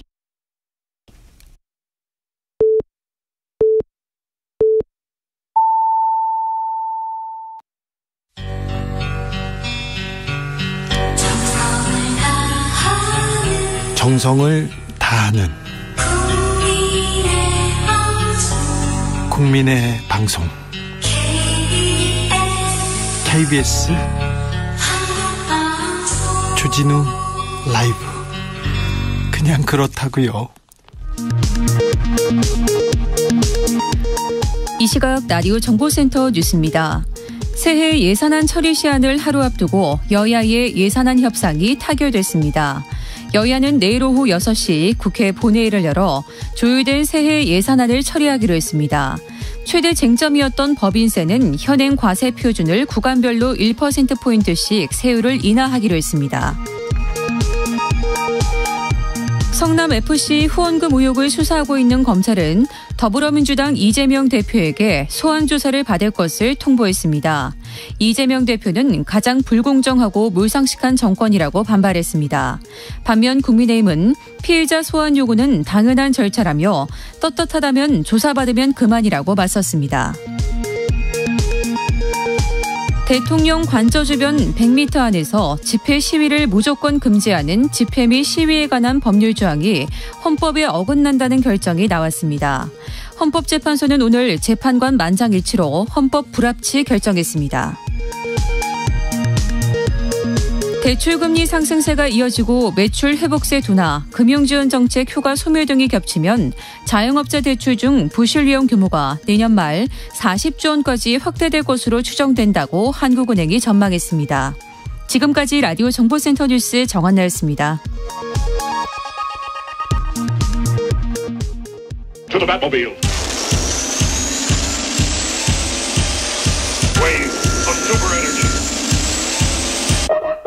주기자의 1분. 세월호 유가족들이 광화문에서 단식 농성을 했습니다. 자식이 어떻게 죽었는지 밝혀달라면서요. 그런데 보수단체에서 유족들을 비방하고 조롱하는 맞불 집회를 열었습니다. 자식 팔아서 장사한다. 희생자 아니다 이런 얘기 했습니다. 유족들이 잠드는 새벽에는 텐트 주변에서 경적을 울리는 시위도 했습니다. 잠자지 못하도록요. 단식투쟁 하는 부모 옆에서 폭식투쟁도 했죠. 춤도 추고 조직적이었습니다. 그 뒤에는 전경련, 삼성, 그 뒤에는 국정원, 그 뒤에는 박근혜 청와대가 있었죠. 이거 윤석열 검사가 수사해서 밝힌 내용입니다. 이태원 참사 유가족들이 시민 분향소를 차렸습니다. 보수단체 신자유연대는 시민 분향소 앞에 선동하지 말라는 현수막을 내건 차량을 앞세운 채 방송을 하고 있습니다. 방송은 유가족을 향한 입에 담지 못할 막말과 조롱으로 가득 차 있습니다. 주호영 원내대표를 만난 유가족들, 보수단체를 좀 철수시켜달라고 애원했습니다. 소원이라고 했습니다. 신자유주의연대 집회를 좀 막아주세요. 탤런트 지안이 새끼 엄마가 XX 팔아서 돈 벌려고 한다고 그런 얘기를 해서 지안이 엄마가 기절했습니다. 이렇게 얘기합니다. 명백한 2차 가해, 이것은 테러입니다. 그런데 이 보수단체에서 도리어 유가족에게 명예훼손을 당했다면서 유족 대표를 고발했습니다. 신자유연대 김상진 대표, 유가족협의회 대표가 사회적 약자 코스프레를 하고 있다고 했습니다. 코스프레를 했다고 또 고발을 했습니다. 신자유연대 김상진 대표, 윤석열 대통령의 팬클럽 열지대 대표를 지냈습니다. 지난 추석 때는 윤석열 대통령 부부의 선물을 받았다고 자랑하기도 했습니다. 지금까지 주 기자의 1분이었습니다.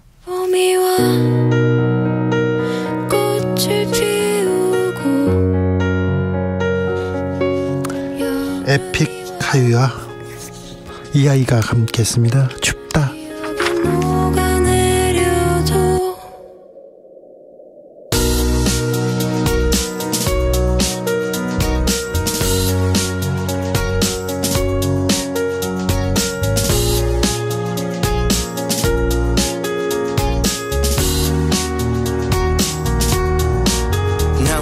사계절이 어울리지 않아 차가운 알잖아.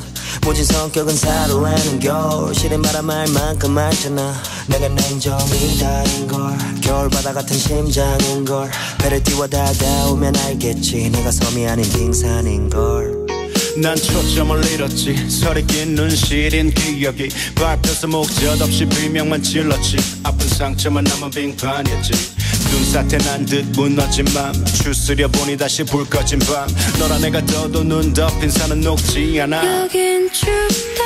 주머니에 손을 숨겨봐도 너무 춥다. 손을 모아 있긴 불어봐도 맘이 얼어붙어서 It's so cold. 자꾸 입술이 튼다. 너만 춥다. 이불로 내 몸을 감싸봐도 너무 춥다. 누군가의 품에 안겨봐도 가슴이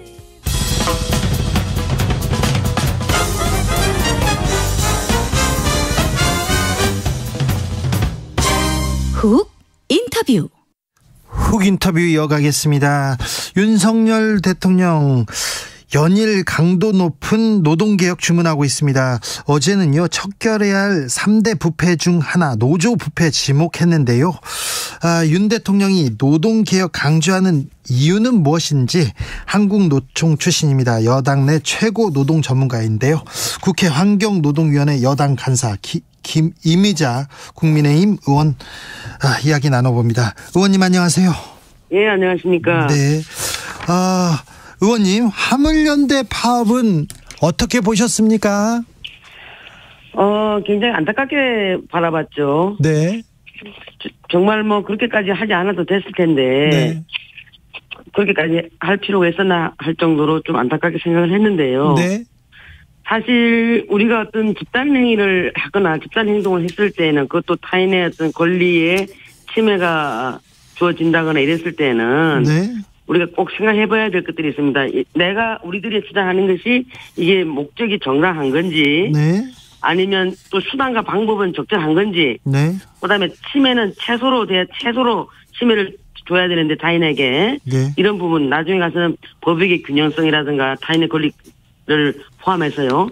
이런 부분들을 좀 파악해서 했더라면 좋았을 텐데 그러니까 일은 계속 하시면서 협상팀들은 계속 협상을 하는 거죠. 네. 그죠? 그렇게 해서 마지막까지 이게 안 됐을 때는 국민들도 왜 안 되는지를 알아야 되는 거고 그와 관련돼서 또 이런 부분들이 저 사람들이 정말 목적이 정당한데도 불구하고 이렇게 한다면 해줘야 되는 거 아니야? 이런 부분도 있어야 되는데 무작정 처음부터 그냥 그 협상 무시하고 대화하려고 하지 아니하고 바로 그냥 들어간 거 아니겠어요? 집단 행동으로. 그래서 저는 참 안타깝게 생각합니다. 그러면 화물연대 파업이 지금 끝나고도 화물연대 이봉주 위원장 단식 농성 계속되고 있는데 아직 그러면 화물연대 파업이 완벽하게 정리되지는 않은 것 같습니다. 네. 그럼 어떻게 풀어야 됩니까? 저는 그 이봉주 위원장님께서 지금 머리 깎고 단식하실 일이 아니고 정말 그 정부하고 진솔한 대화를 해야 된다고 생각합니다. 아니 정부하고 대화하고 싶은데 정부에서 안 만나준다 얘기하시는데요. 그게 뭐 정부가 무작정 안 만나주진 않을 거 아닙니까? 그죠? 지금 뭐 민주당에서 일방적으로 자기네들이 법은 통과시켜놨지만 그게 지금 일몰법이고 또 대통령께서 거부권을 행사하시게 되면은 이게 사실 무용지물이 되니까 저는 처음부터 그 대화를 하라고 수십 번도 더 얘기를 했는데 그걸 응하지 않고 지금 저렇게 단식하고 계시는데 방법을 또 서로 찾아야지요. 방법을 찾아야죠. 그런데요, 정부에서는 대화하자. 그러니까 파업을 풀면 복귀하면 대화하겠다. 정부에서는 얘기했고 아니다. 노조에서는 대화하자. 그러면 복귀하겠다 얘기했지 않습니까? 네. 그런데 이제 파업을 풀고 복귀했으니까 대화를 해야 되는데 왜 안 될까요? 지금 뭐 제가 이제 제 소관은 아닙니다만은 저는 이제 한노이니까요. 네. 그 부분은 지금 이제 국토위 소관이긴 합니다만은. 네. 저는 그 우리 경산노위 김문수 위원장님도 이봉주 위원장님을 많이 만난 걸로 알고 있고 또 대화는 뭐 하는 걸로 알고 있는데 일단 단식 푸시고 진솔하게 대화장으로 나오세요. 그러면 뭐 저도 대화에 나설 의향이 있습니다. 네. 뭐 제 소관은 아닙니다만은 또 도로 봐주는 것도 하나의 문제 해결의 첫 단초가 되는 거 아니겠어요? 그렇죠. 여당 내 최고 노동 전문가이니까 나라도 가서 얘기하겠다.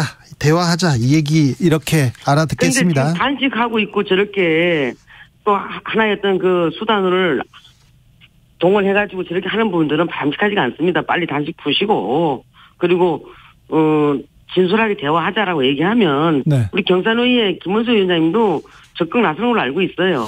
아니, 지금 단식하고 있는데 손을 잡아주고 대화하자 그러면 안 됩니까? 단식을 풀어야 대화를 할 수 있습니까? 너무 이제 그 한물연대가 그동안 보여줬던 부분들이 제가 봤을 때는 좀 판단이 있었던 것 같은데 뭐 민주당에서 지난번 대통령 선거 때 이런 부분 다 해결해 주겠노라고 해서 믿었던 것 같아요. 그러다 보니까 민주당에서 법 통과시키면 되고 다섯 당인데 뭐 하면 되지 이렇게 판단을 해서 그냥 바로 그냥 그 집단 행동에 들어가다 보니까 서로 이런 부분들이 국민들도 별로 그 보는 시선이 곱지 않지 않습니까? 그래서 저는 이런 부분들이 좀 꼬인 부분들이 없잖아 있다. 그러나 사람이 하는 일 아니겠습니까? 사람이 하는 일이기 때문에 저는 그 단식도 푸시고 대화를 좀 해야 된다. 그게 이제 김문수 위원장님, 경산 위원장님이 좀 적극 나서서 여러 가지로 이제 또 말씀을 나누시겠죠. 의원님, 윤 대통령 연일 노동개혁 강조하고 있는데 그 의미는 뭐라고 보십니까? 대통령께서 좀 말씀들 많이 하고 계시는데 사실 뭐 우리 그 사회자님께서 잘 아시겠지만은 코로나 팬데믹이라든가 공급망 차질, 러시아 우크라이나 전쟁 이런 부분으로 인해 가지고 상당히 지금 그 3고 시대에 지금 접어들었지 않습니까?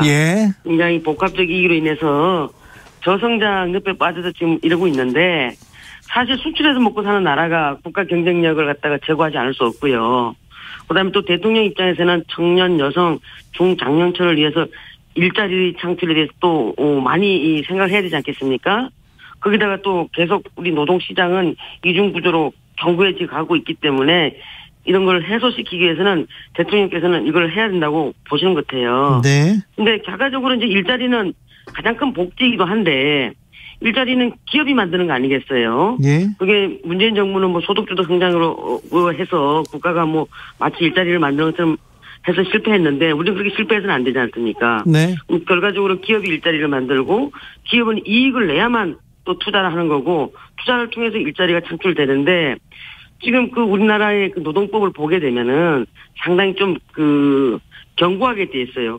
그러니까 근로기준법만 보더라도 근로시간은 굉장히 좀 경직성이 강하죠. 국가가 개입하는 게 많고 또 정리허구는 굉장히 견고하게 돼 있고 노조법 관련돼 가지고도 보게 되면은 파업 시에는 대책 권력은 절대 안 되는 것이고 또 사용자에게는 부당노동 행위를 처벌하면서 노동자들의 어떤 그 불법적인 부당노동 행위라든가 이런 걸 처벌할 수 없도록 돼 있고 이러다 보니까 국내에 있는 기업들은 밖으로 오히려 나가려 하고 있고 국외에 있는 해외 기업들을 갖다가 투자 유치를 하려면 잘 안 되고 이러다 보니까 대통령께서는 이제 도저히 안 되겠다 싶어서 좀 노동 계획이 시급하다고 생각하신 것 같아요. 예.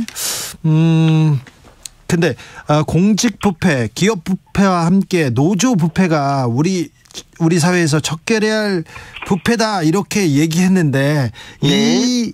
이 대통령의 어제 발언은 어떻게 들으셨습니까? 노조 부패에서 뭐 모든 노동자들 모든 노동조합에 대해서 부패라고 저는 그렇게 말씀하신 건 아닌 것 같고요. 노조를 막 적대시하는 건 아닌가요? 절대 아닙니다. 절대 아닙니까? 아니고요. 네. 노조의 순기능을 인정하시는 분이에요. 그리고 후보 시절에도 한국노총도 방문하셨었고 또 노동자의 친구가 되겠노라고 말씀도 하셨잖아요. 네. 노동조합의 어떤 순기능적인 측면 그리고 노동조합이 우리 사회의 중산층을 많이 만들어내고 있는데 큰 기여한 바가 있다 이렇게 인정하시는 분입니다. 예? 단지 노조의 어떤 그런 요새 막 일탈행위들이 많이 일어나지 않습니까? 지금 보셨잖아요. 건설노조에서 위원장들이 공금횡령 매스컴을 통해서 보셨죠? 뭐 공금을 횡령해가지고 아파트를 사고 빌딩을 사고 이런 부분들이 부패 아니고 뭐겠습니까? 그 부패는 뿌리 뽑아야죠. 그렇죠. 네. 예를 들어서 노조를 이제 운영하는 데는 조합비를 받지 않습니까? 그럼 예를 들어서 조합비가 급여의 1%만 받는다 하더라도 최저임금 기준 한다 하더라도 뭐 월 200만 원인데 예를 들어서 그러면 1%면 2만 원. 1000명 정도 되면 한 달에 2천만 원. 그리고 1년이면 2억 4천만 원 정도 돼요, 조합비가. 네. 그런데 전임자들의 임금을 회사에서 준단 말입니다. 네. 회사에서 급여가 나와요. 네. 그러면 그 돈들을 어떻게 이제 쓰느냐면은 대부분 보면은 임원들 판공비로 나가기도 하고 복리후생비로 쓰여지기도 하고 그런데. 네. 자체적으로는 지금도 회계 감사를 하도록 돼 있어요. 예. 자체적으로. 그런데 이런 부분들이 이제 자체적으로 맡겨놓다 보니까. 예. 그런 이제 엄청난 금액들을 공금 횡령해서 쓰고 회계를 투명하지 않게 하고 이러다 보니까 이래서는 안 되는 거 아니냐. 네. 그래서 이런 부분들은 바로 잡아야 되겠다라고 생각하신 것 같아요. 부패는 바로 잡아야죠. 투명하게 네. 해야죠. 그런데 네. 우리나라에서 노동자 중에 노조에 가입된 사람이 네. 굉장히 극히 일부고요. 네. 이렇게 그러면 노동조합의 간부들 조합 회계에 이렇게 관여하는 사람은 진짜 극히 일부인데 이게 네. 그렇게 중요한 문제인가는 조금 고민하게 됩니다. 중요하죠. 왜냐하면 조합원들은 아마 좋아할 겁니다. 회계 투명하게 하라 그러면 네. 일반 조합원들은 박수 칠 겁니다. 저는 그렇게 생각해요. 그리고 대부분 또 노조들도 큰 회사들은 외부 감사를 받는 걸로 저는 알고 있어요. 극히 일부 노조들만 부패한 거지 네. 모든 노동조합이 그런 것은 아닙니다. 노동계 전체의 문제로는 볼 수 없지만 극히 일부 노조는 좀 문제가 있다. 그렇습니다. 예. 네. 그리고 이제 대부분 국가나 지방자치단체로부터 지원을 받는 또 노조들도 많이 있지 않습니까? 예를 들면 네. 내셔널 센터, 한국노총이나 민주노총, 그다음에 또 각 지방에 있는 본부들은 지자체로부터 또 지원금을 받기도 해요. 네. 그런 데는 당연히 또 해야 되지 않겠어요? 꼼꼼하게 들여다봐야 되지 않겠습니까? 알겠습니다. 노조의 좀 자주성을 침해하는 거 아니냐 이런 우려도 나오고 있는데 이 우려에 대해서는 어떻게 보십니까? 저도 그 우려에는 어느 정도는 동의합니다. 그래서 일반 노동조합 전체에 대해서 네. 회계에 대해서 너무 경직되게 해서는 안 된다. 네. 저는 노동조합의 단결권, 단체 교섭권, 단체 행동권에는 네. 민주성과 자주성이 그 안에는 본질적으로 포함되어 있는 부분이기 때문에 네. 여기서 너무 국가가 자주성을 해치면 이건 이연 소지가 있기 때문에 네, 그렇죠. 그렇게 깊이 들어가서까지 개입해서는 안 된다는 겁니다. 그렇죠. 노동조합의 활동, 노조 가입 이거는 뭐 법이 이렇게 규정해 놨습니다. 이게 권리이기도 합니다. 네. 예. 자, 윤석열 정부의 노동 정책 어떻게 이렇게 보고 계십니까? 큰 밑그림은 어떻게 되는지 좀 알려주십시오. 예, 제가 인수위 간사를 했지 않습니까? 아, 이거 책임지셨어요. 그림 그리셨어요. 예, 그래서 윤석열 정부의 노동 정책은 크게 세 가지로 볼 수가 있는데요. 네. 첫 번째는 어떠한 형태로든 간에 직장에서 산재 사고가 좀 일어나지 않아야 되겠다. 생명 동중. 네. 그런 부분에서 그걸 가장 우선순위를 꼽고 그다음에 이제 중요합니다. 두 번째가 고용 서비스를 고도화하는 것입니다. 그 속에는 직업, 교육, 훈련, 그다음에 또 취업 발전 이런 부분들이 딱 흩어져 있는 부분들이 많이 있어요. 네. 그래서 이런 부분들을 서비스를 고도화해서 이중 구조를 갖다가 개선하는 겁니다. 일종의 인사이드 대기업이라든가 정규직이라든가 노조가 있는 데라든가 이런 부분들에 있는 그 근로자들보다 아웃사이더 비정규직이라든가 또 하청업체 노동자들 있지 않습니까? 네. 중소기업 이런 데 노동자들을 위한 정책을 펼치고자 하는 게 윤석열 정부의 노동 정책이고요. 네. 그래서 노동계획의 방향성에 대해서 그렇게 말씀을 하셨지 않습니까? 네. 첫째, 노동시간의 유연성은 근로시간의 선택권을 넓혀줌으로 인해 가지고 네. 지금 업무 형태라든가 고용 형태가 다양화되고 있으니까 노동자들에게도 다양한 선택권을 주자라는 게 이제 노동시간의 유연성이고. 여기서 물어볼게요. 근데 주 52시간 이렇게 못 박아뒀다가 이 연장 근로 시간을 주에서 월 분기로 이렇게 하면 80시간도 일할 수 있고 이거 너무 일 시킬 권리만 이렇게 일 시킬 자유만 이렇게 넓혀주는 거 아니냐 이렇게 우려하는 사람들이 있습니다. 그건 노동법을 잘 몰라서 하시는 얘기고요. 그렇습니까? 잘 몰라서 하시는 얘기고 일주일은 7일이고 하루는 반드시 휴일을 주도록 되어 있습니다. 하루는? 그럼 6일이죠. 네. 6일 중에서도 하루가 24시간 아니겠어요? 예. 그러면 반드시 11시간은 연속적으로 쉴 수 있도록 11시간은 반드시 연속적으로 주도록 되어 있고. 11시간은 쉬고요. 예, 그 다음에 4시간 일했을 때 30분 휴식을 줘야 되고. 네. 8시간 일했을 때 1시간 휴식을 줘야 됩니다. 네. 그러면 최소한 12시간 반은 노동자에게 건강권 확보를 해줘야 돼요. 그러면 11시간 반 정도가 남죠. 그죠? 네. 11시간 반 남으면 6일이면 최장 근로시간 할 수 있는 게 69시간이에요. 예. 근데 일주일에 40시간이고 12시간만 연장을 하도록 돼 있지 않습니까? 네. 그럼 그거는 절대적으로 후퇴한 게 아니고 그대로 지켜질 수밖에 없는 거고 반드시 지켜야 돼요. 반드시 지켜야 되는데. 네네. 중소기업. 저 회사 다닐 때 우리 사장 이거 안 지켜주더라고요. 그리고 주 휴일에도 일하라고 하더라고요. 몇 년도의 얘기세요? 몇 년도의 회사? 얼마 전까지도 그랬어요. 몇 년, 한 3, 4년 전까지도요. 아니신 것 같은데. 네, 예, 그랬다니까요. 지금 업무 지시를 거절할 수 없는 현실에서 그럼 노동자들의 선택권이 정말 이게 실효성 있냐 이제 이걸 묻는 것 같은데요. 그렇죠, 네. 사실 요새 예. 지금 노동 시간 자체가 반드시 선택권을 주다 하더라도 당사자가 동의를 해야 돼요. 예. 노동자가 원한다고 해서 되는 것도 아니고 네.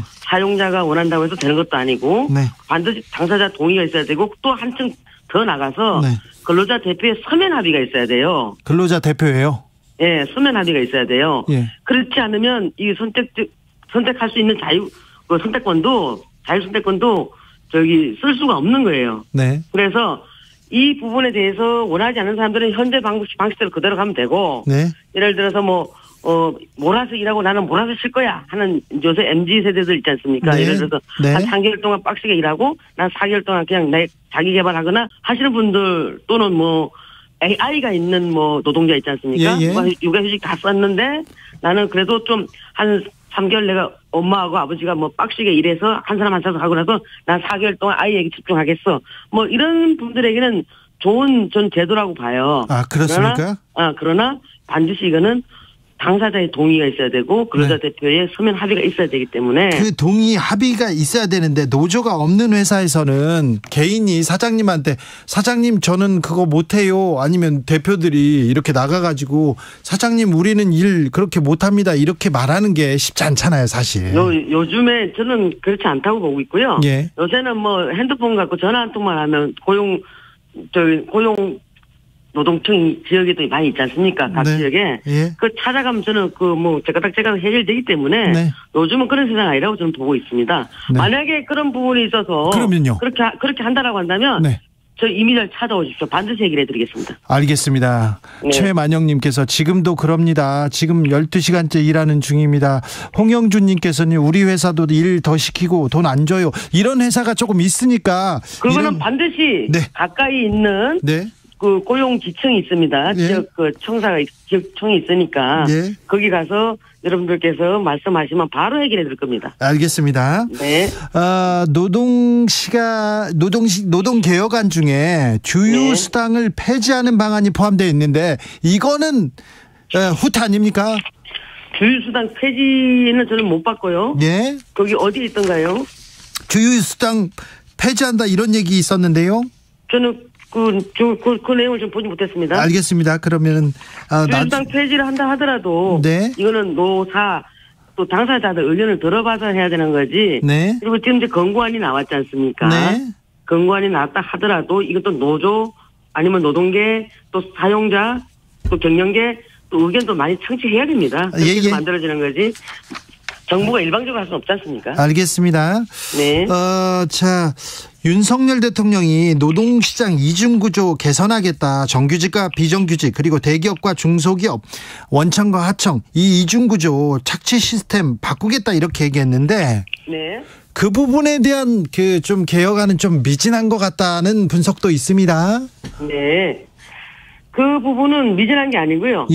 지금 이제 사실 그런 부분을 경사노에서 좀 해 나가야 되는 분들이 많는데 이걸 이제 경사노에서 할 것인가 아니면 또 다른 어떤 팀을 만들어서 할 것인가 이제 고민을 하고 있는데요. 제가 봤을 때는 경사노에서 이걸 하는 게 맞다라고 보고 경사노에서 아마 5인 미만 사업장이 아직 근로기준법 적용을 못 받고 있지 않습니까? 그렇죠. 그래서 이런 5인 미만 사업장이라든가 그다음에 또 지난번에 고용노동부에서 상생임금 제도라든가 상생임금 위원회라든가 이런 분들 좀 방법들을 내놨지 않습니까?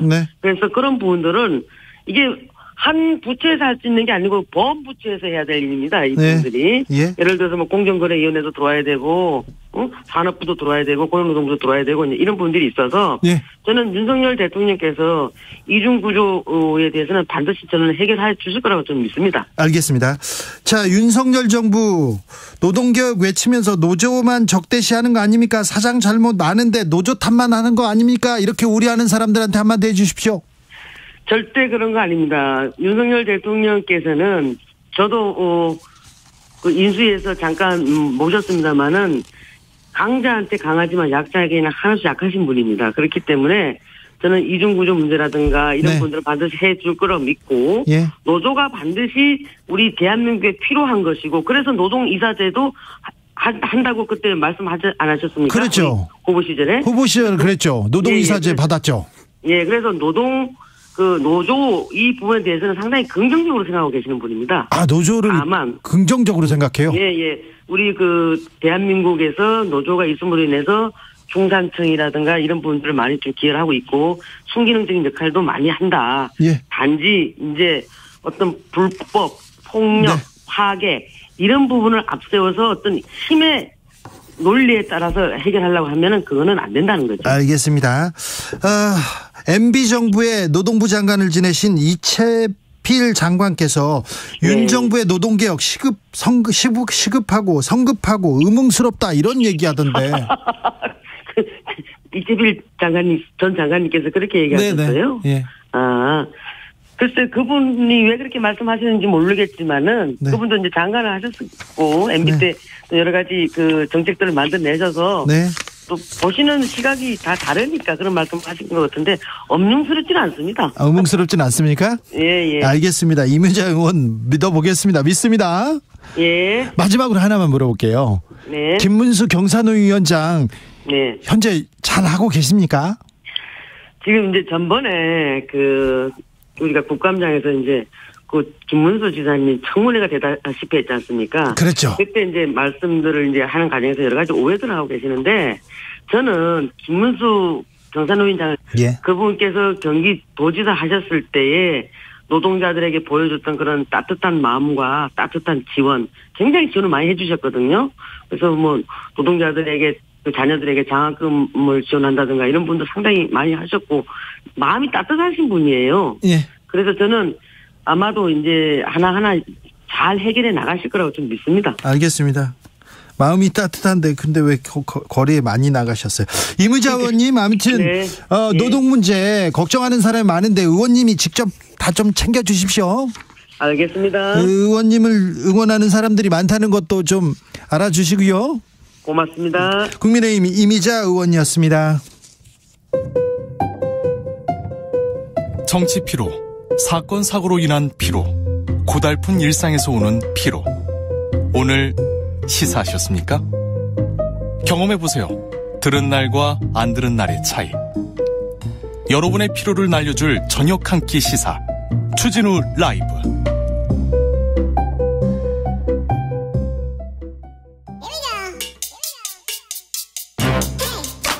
다양한 진지한 고민 기자들의 수다.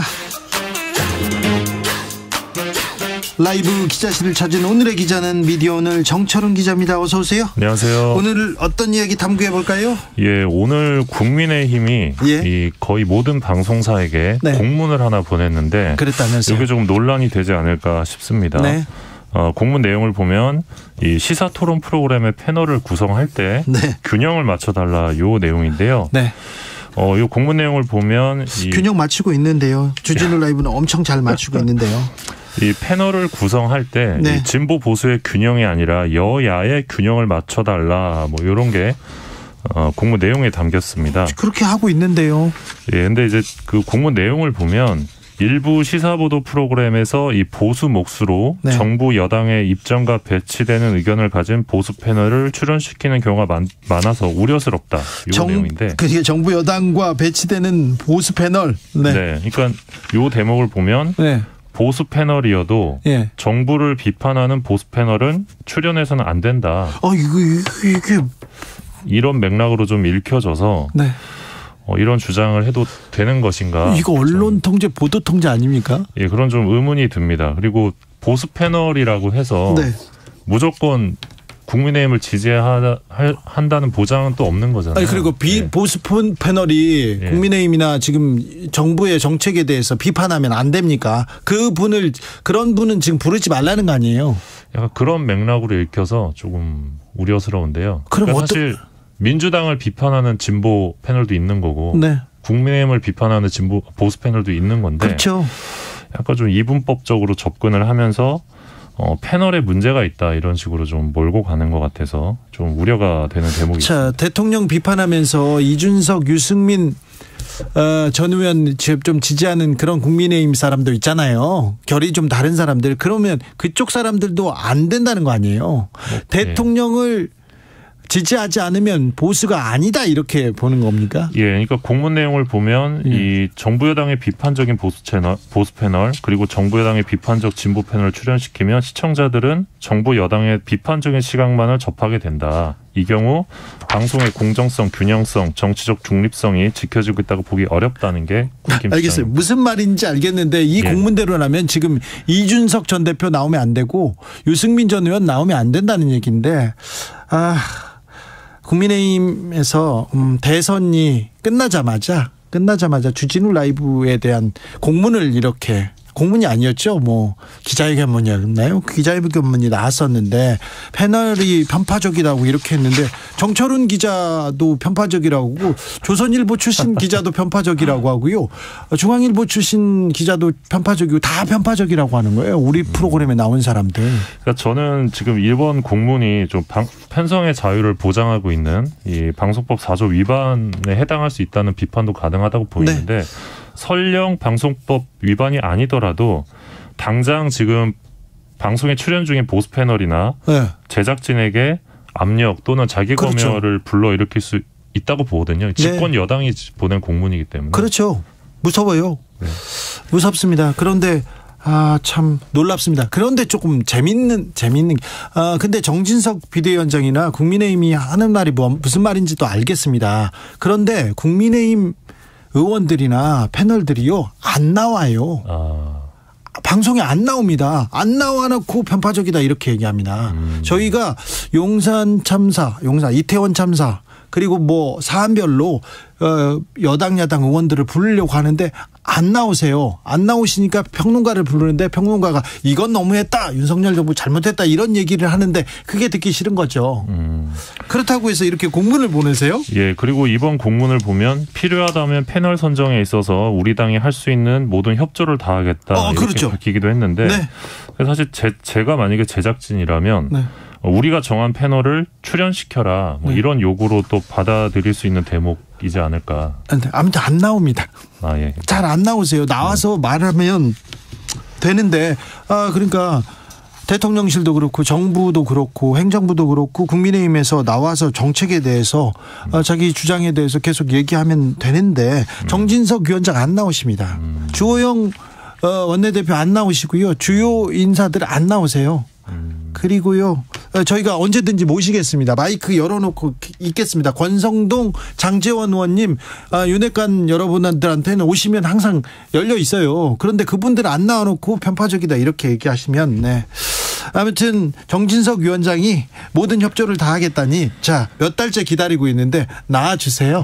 뒤에서 이 얘기 저 얘기 하지 마시고 안 나와놓고 또 편파적이다 저쪽만 부른다 얘기하는 거 자체가 조금 국민의힘 이거 좀 웃겨요. 공문도 좀 이상했어요. 다음 만나볼 이야기는요? 예, 윤 대통령께서 신년 기자회견을 하지 않는 쪽으로 가닥을 잡은 것 같습니다. 그런 것 같아요. 얼마 전 했지 않냐 이러면서 지금 넘어가는 것 같습니다. 예, 박근혜 전 대통령은 취임 이듬해였던 2014년 1월 6일 날 했고요. 예. 문재인 전 대통령은 취임 이듬해인 2018년 1월 10일 날 역시 신년 기자회견을 진행을 했는데 이번엔 안 할 것 같네요. 예, 그런 분위기입니다. 네. 예, 앞서 이제 도어 스태핑 중단한 뒤에 기자들이 자유롭게 질문할 수 있는 신년 기자회견까지 지금 안 하는 방향으로 잡히면서 점점 대통령과의 소통이 어려워지고 있는 것 아니냐라는 우려가 나오고 있습니다. 대통령이 지금 소통을 안 할수록 도어 스태핑이나 지금 마이크를 잡지 않을수록 지지율이 괜찮아진다 이렇게 얘기하는 사람들이 많거든요. 그래서 당분간 이런 기조를 보일 것 같다 이렇게 분석하는 분들도 많습니다. 예, 근데 이제 대통령께서 취임 100일 기자회견에서 도어 스태핑은 용산으로 대통령실을 옮긴 가장 중요한 이유라고 밝히셨기 때문에 빠른 시일 내에 좀 변화가 있어야 되지 않나 싶습니다. 정철은 기자 엄청 기다리고 있는 것 같은데.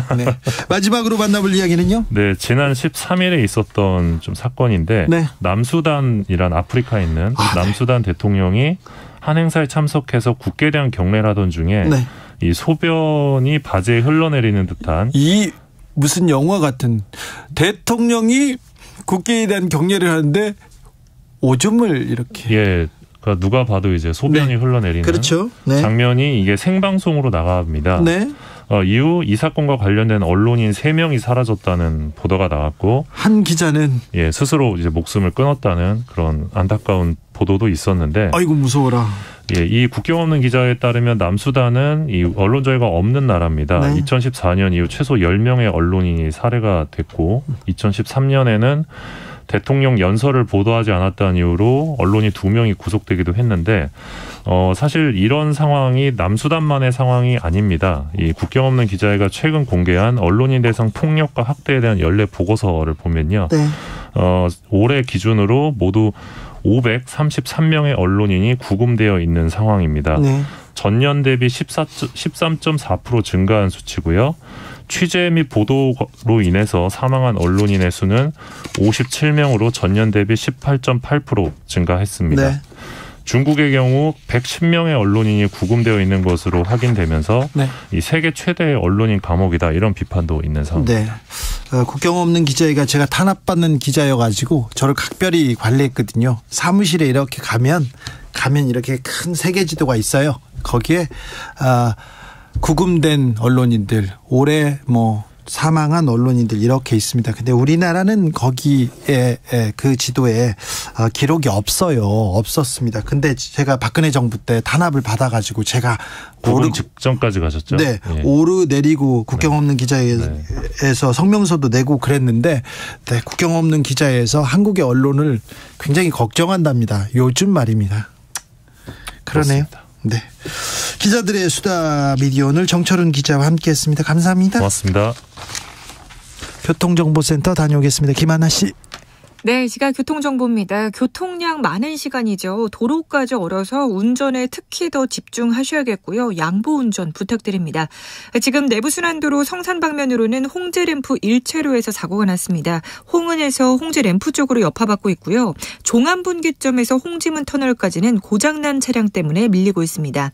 강변북로 일산 쪽으로는 한남대교에서 가양대교까지 밀리고 있는 가운데 원효대교와 마포대교 사이에서 사고를 처리하고 있어서 차선 변경 잘 하셔야겠고요. 또 올림픽대로 공항 쪽으로는 청담대교에서 가양대교까지 가는데 1시간 20분은 소요되겠습니다. 고속도로는 수도권 제일순환고속도로 판교에서 구리 방면 노고산 2터널 1차로에서 난 사고가 처리 작업이 더디게 되고 있고요. 6km 밀리고 있습니다. 이전에도 광암터널에서 토평 나들목까지 9km 정체입니다. 남해고속도로 부산 쪽으로는 진영휴게소 부근 1차로에서 승용차 관련 사고를 처리하고 있고요. 역시나 2km가량 여파받고 있습니다. 이후로도 북부산 요금소에서 덕천까지 밀리고 있고요. 중앙고속도로 춘천 쪽으로는 군위 부근 2차로에서 사고 때문에 1km 여파받고 있습니다. 목적지까지 안전운전하시기 바랍니다. KBS 교통정보센터였습니다.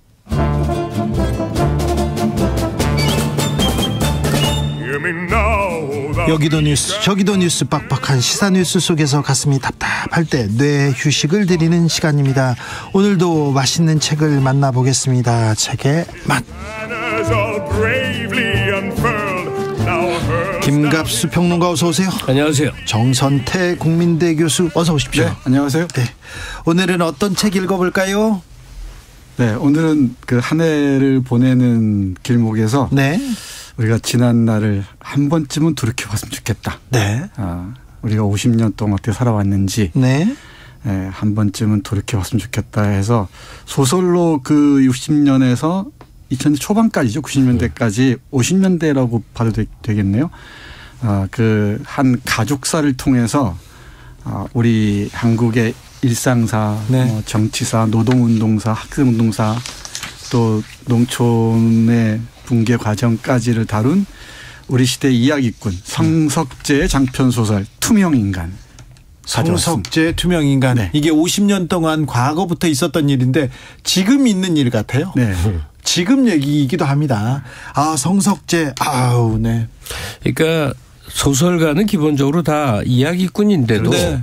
유독 성석재를 언급하면 우리 시대 이야기꾼이라는 그 네. 호칭이 따라붙어요. 말 그대로 입담이 기가 막히게 네. 재밌기도 하고 막 그 유장하게 이제 흘러가는데 그 왜 하이퍼 리얼리즘이라는 단어 요즘 많이 쓰여요. 예, 요즘요. 예.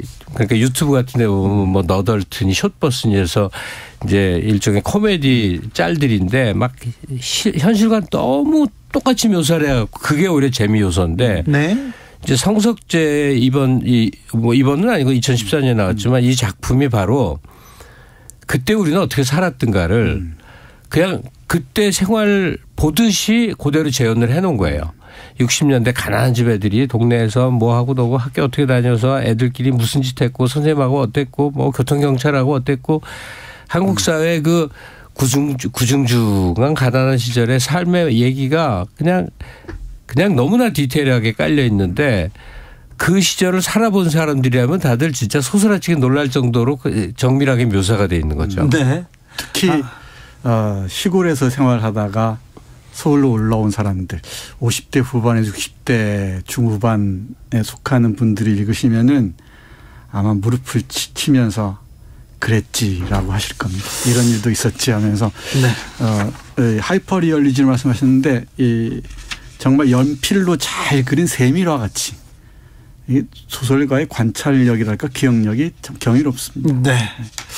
주인공은 만수입니다. 김만수. 평범하고 네. 공부도 못하고 머리도 나쁘고 집안은 어렵고. 네.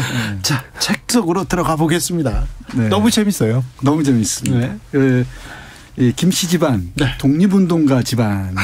늘 그렇듯이 독립운동가 집안이 고생을 많이 하죠. 몰락하죠. 네. 독립운동해가지고. 네.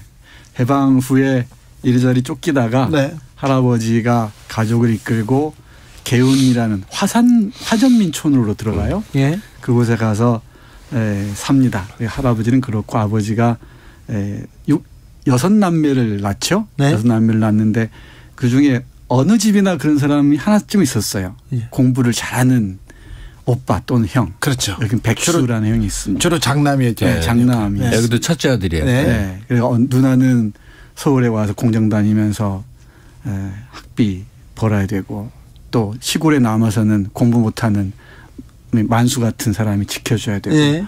뭐 그런 얘기들입니다. 우리가 살아온 50년, 5, 6, 70년대를 살아온 사람들이라면은 누구나 수긍할 수 있는 그런 이야기들이라고 생각하시면 좋을 것 같습니다. 그러니까 지금 청소년이나 20대, 30대들이 자기 아버지 또래들 혹은 할아버지 또래들이 그 시절에 우리가 이제 후진국이던 시절에 무슨 놀이를 하고 무슨 장난을 하고 사회 분위기는 어땠고 그냥 그대로 들여다볼 수 있어요. 그리고 이거는 영상물이나 드라마, 영화 같은 거와는 또 차원이 달라요. 왜냐하면 영상물 같은 거는 시간의 제약 때문에 되게 이렇게 단편화돼 있거든요. 네. 근데 이건 아주 길게 세밀히 묘사되어 있는 거란 말이에요. 그러니까 그 시절에 한번 들어갔다 나오는 거라고 생각을 하시면 돼요. 네. 근데 지금 2000년대 지금의 한국인의 관점에서 보면 정말 신기하죠. 왜냐하면 지구 저 반대쪽에 이제 좀 어렵게 사는 나라들 모습을 이렇게 보면 야 어떻게 저러고 살까. 예? 화장실 못 가고 줄을 잔뜩 섰는데 뭐 하여튼 근데 그게 실제 우리가 그렇게 살았거든요. 제 나이 또래인 사람들은 그걸 너무 잘 알거든요. 네. 근데 지금 젊은 친구들은 신기할 거예요. 예. 신기한데 또 공감하는 부분이 꼭 있습니다. 네. 투명인간. 김갑수 선생님께서 잘 말씀하셨는데 요즘 이제 우리 학생들 성적 처리 끝나고 방학에 들어갔는데요. 우리 학생들 에세이를 읽어보면은 예전 같지 않게 정신적으로 마음이 아픈 사람들이 그렇게 많아요. 그런 학생들이.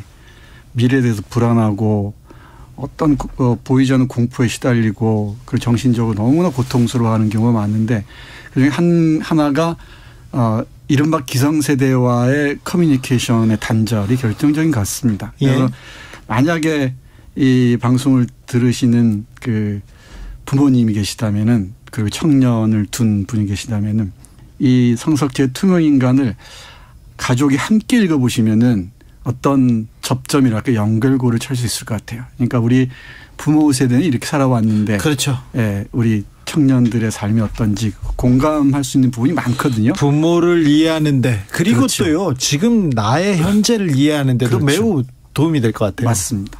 그러니까 이 소설은 투명인간, 성석재의 투명인간은 뭐 특정한 에피소드를 끝낼 도리가 없는 게요. 그냥 계속 일상생활이거든요. 학교 가고 골목에서 애들하고 뭐하고 뭐 선생님한테 혼나고 이사 가고 공장 다니고 뭐 사고 나고 연애하고. 근데 그게 너무나 디테일하게 묘사가 돼 있으니까 이제 이 소설로서의 재미라든지 이 몰입도 이런 것들을 가져다 주는 거죠. 계속 우리가 오늘 그 얘기만 반복하는 거잖아요. 네.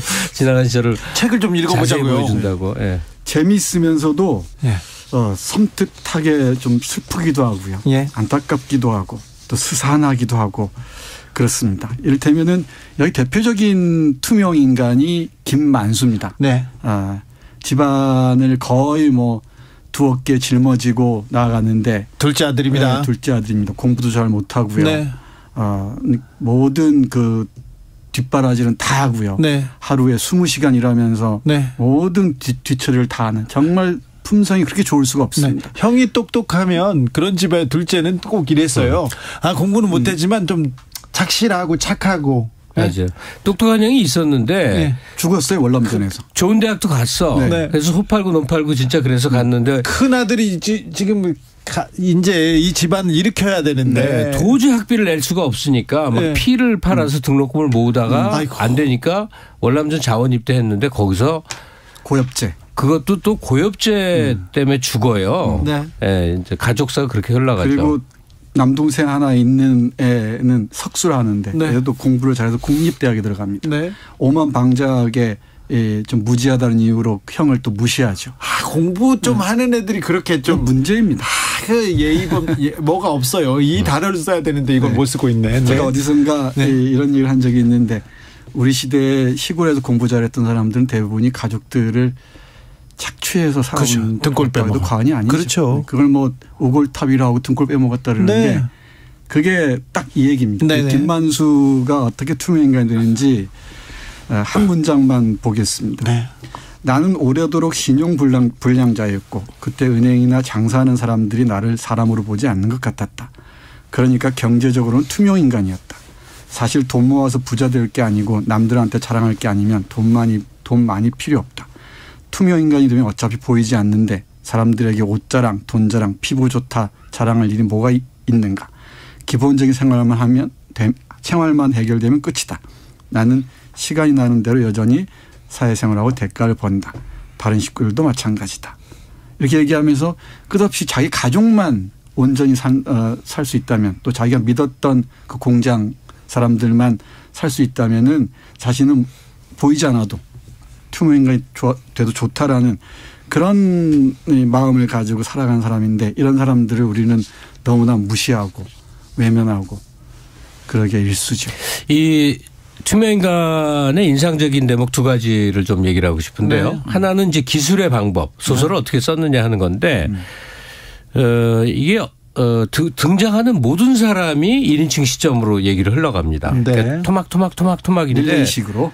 전혀 딴 사람이 얘기를 하는데 잘 읽다 보면 이거는 지금 만수가 하고 있는 얘기구나. 그다음에 동생 오키가 하는 얘기구나. 금이가 하는 얘기구나. 친구 동해가 하는 얘기구나.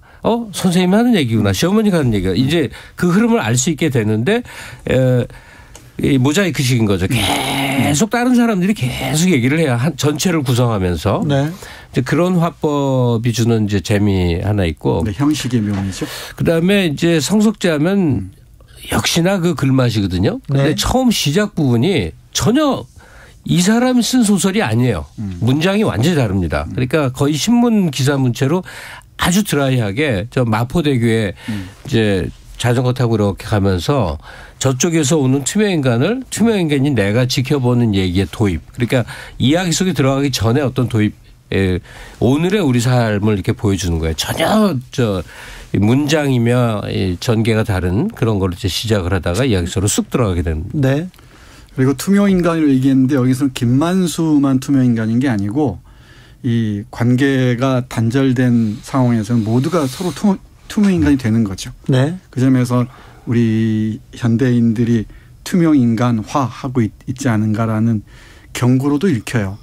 그리고 또 하나 제가 메모해둔 문장이 하나 있습니다. 우리 김만수가 생각하는 그 인간 삶의 가장 중요한 것인데요. 어느 날 자기 동생의 아들이죠. 아들을 키우는데 그 아들이 가훈이 뭐냐고 묻습니다. 가훈이 뭐냐 물으니까 우리 김만수 씨가 이렇게 대답합니다. 들어보시죠. 우리 집 가훈은 말이다. 염치를 알자란다. 염치를 모르면 사람이 아니라고 아빠의 할아버지가 어릴 때부터 가르쳐 주셨지. 염치라는 건 부끄러움을 아는 거다. 동물들은 부끄러운 걸 모르잖아. 도둑질이나 거짓말처럼 나쁜 짓을 하면 고개를 들 수 없어 부끄럽고 다시는 그런 짓을 하지 말자고 반성을 하게 되잖아. 그게 염치를 아는 거야. 아들 생각은 어때? 이렇게 묻습니다.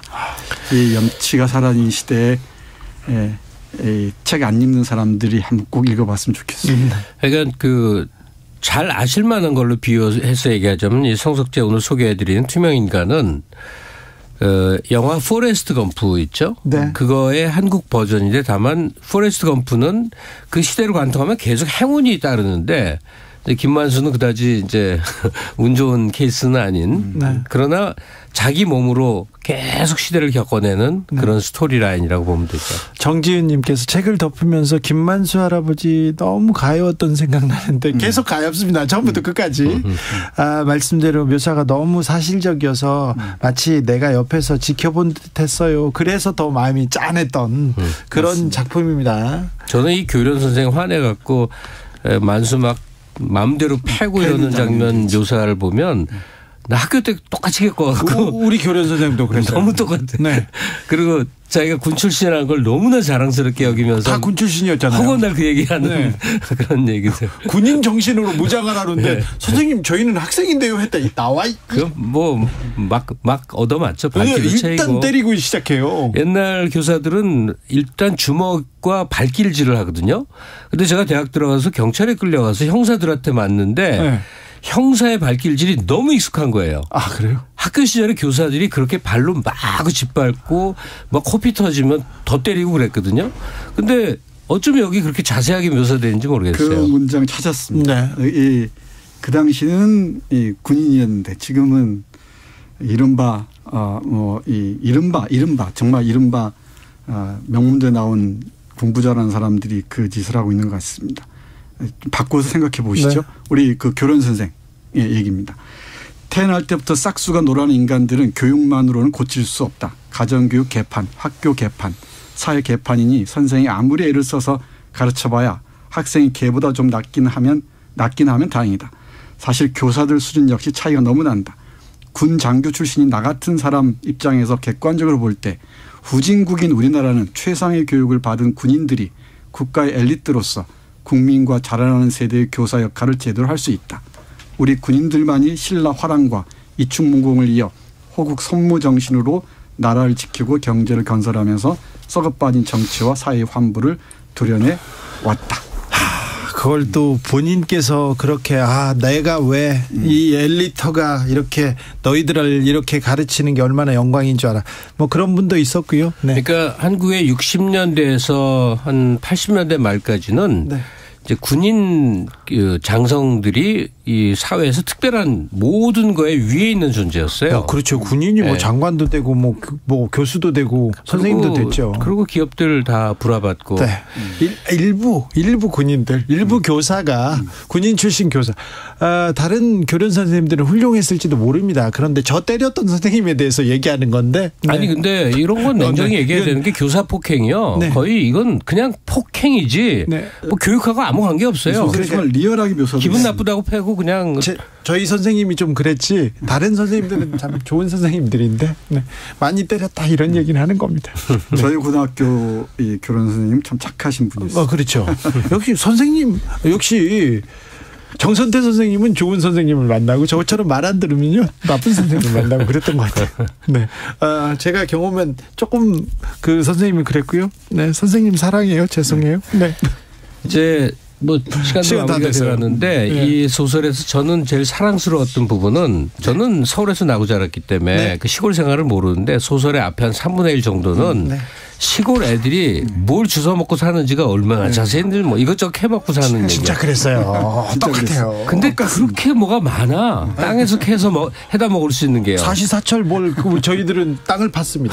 그러니까 여기 애들 이 소설 속에 등장하는 애들은 뭐 계속 뭐 주워다 뭐 해먹는 거예요. 네. 아무튼 연말연시에 가족들이 이 소설 함께 읽으면서 옛날 얘기하면서 오늘의 얘기했으면 좋겠습니다. 투명인간 성석재의 투명인간 읽어봤습니다. 김갑수 선생님, 정선태 선생님 감사합니다. 네, 고맙습니다. 연말 잘 보내십시오.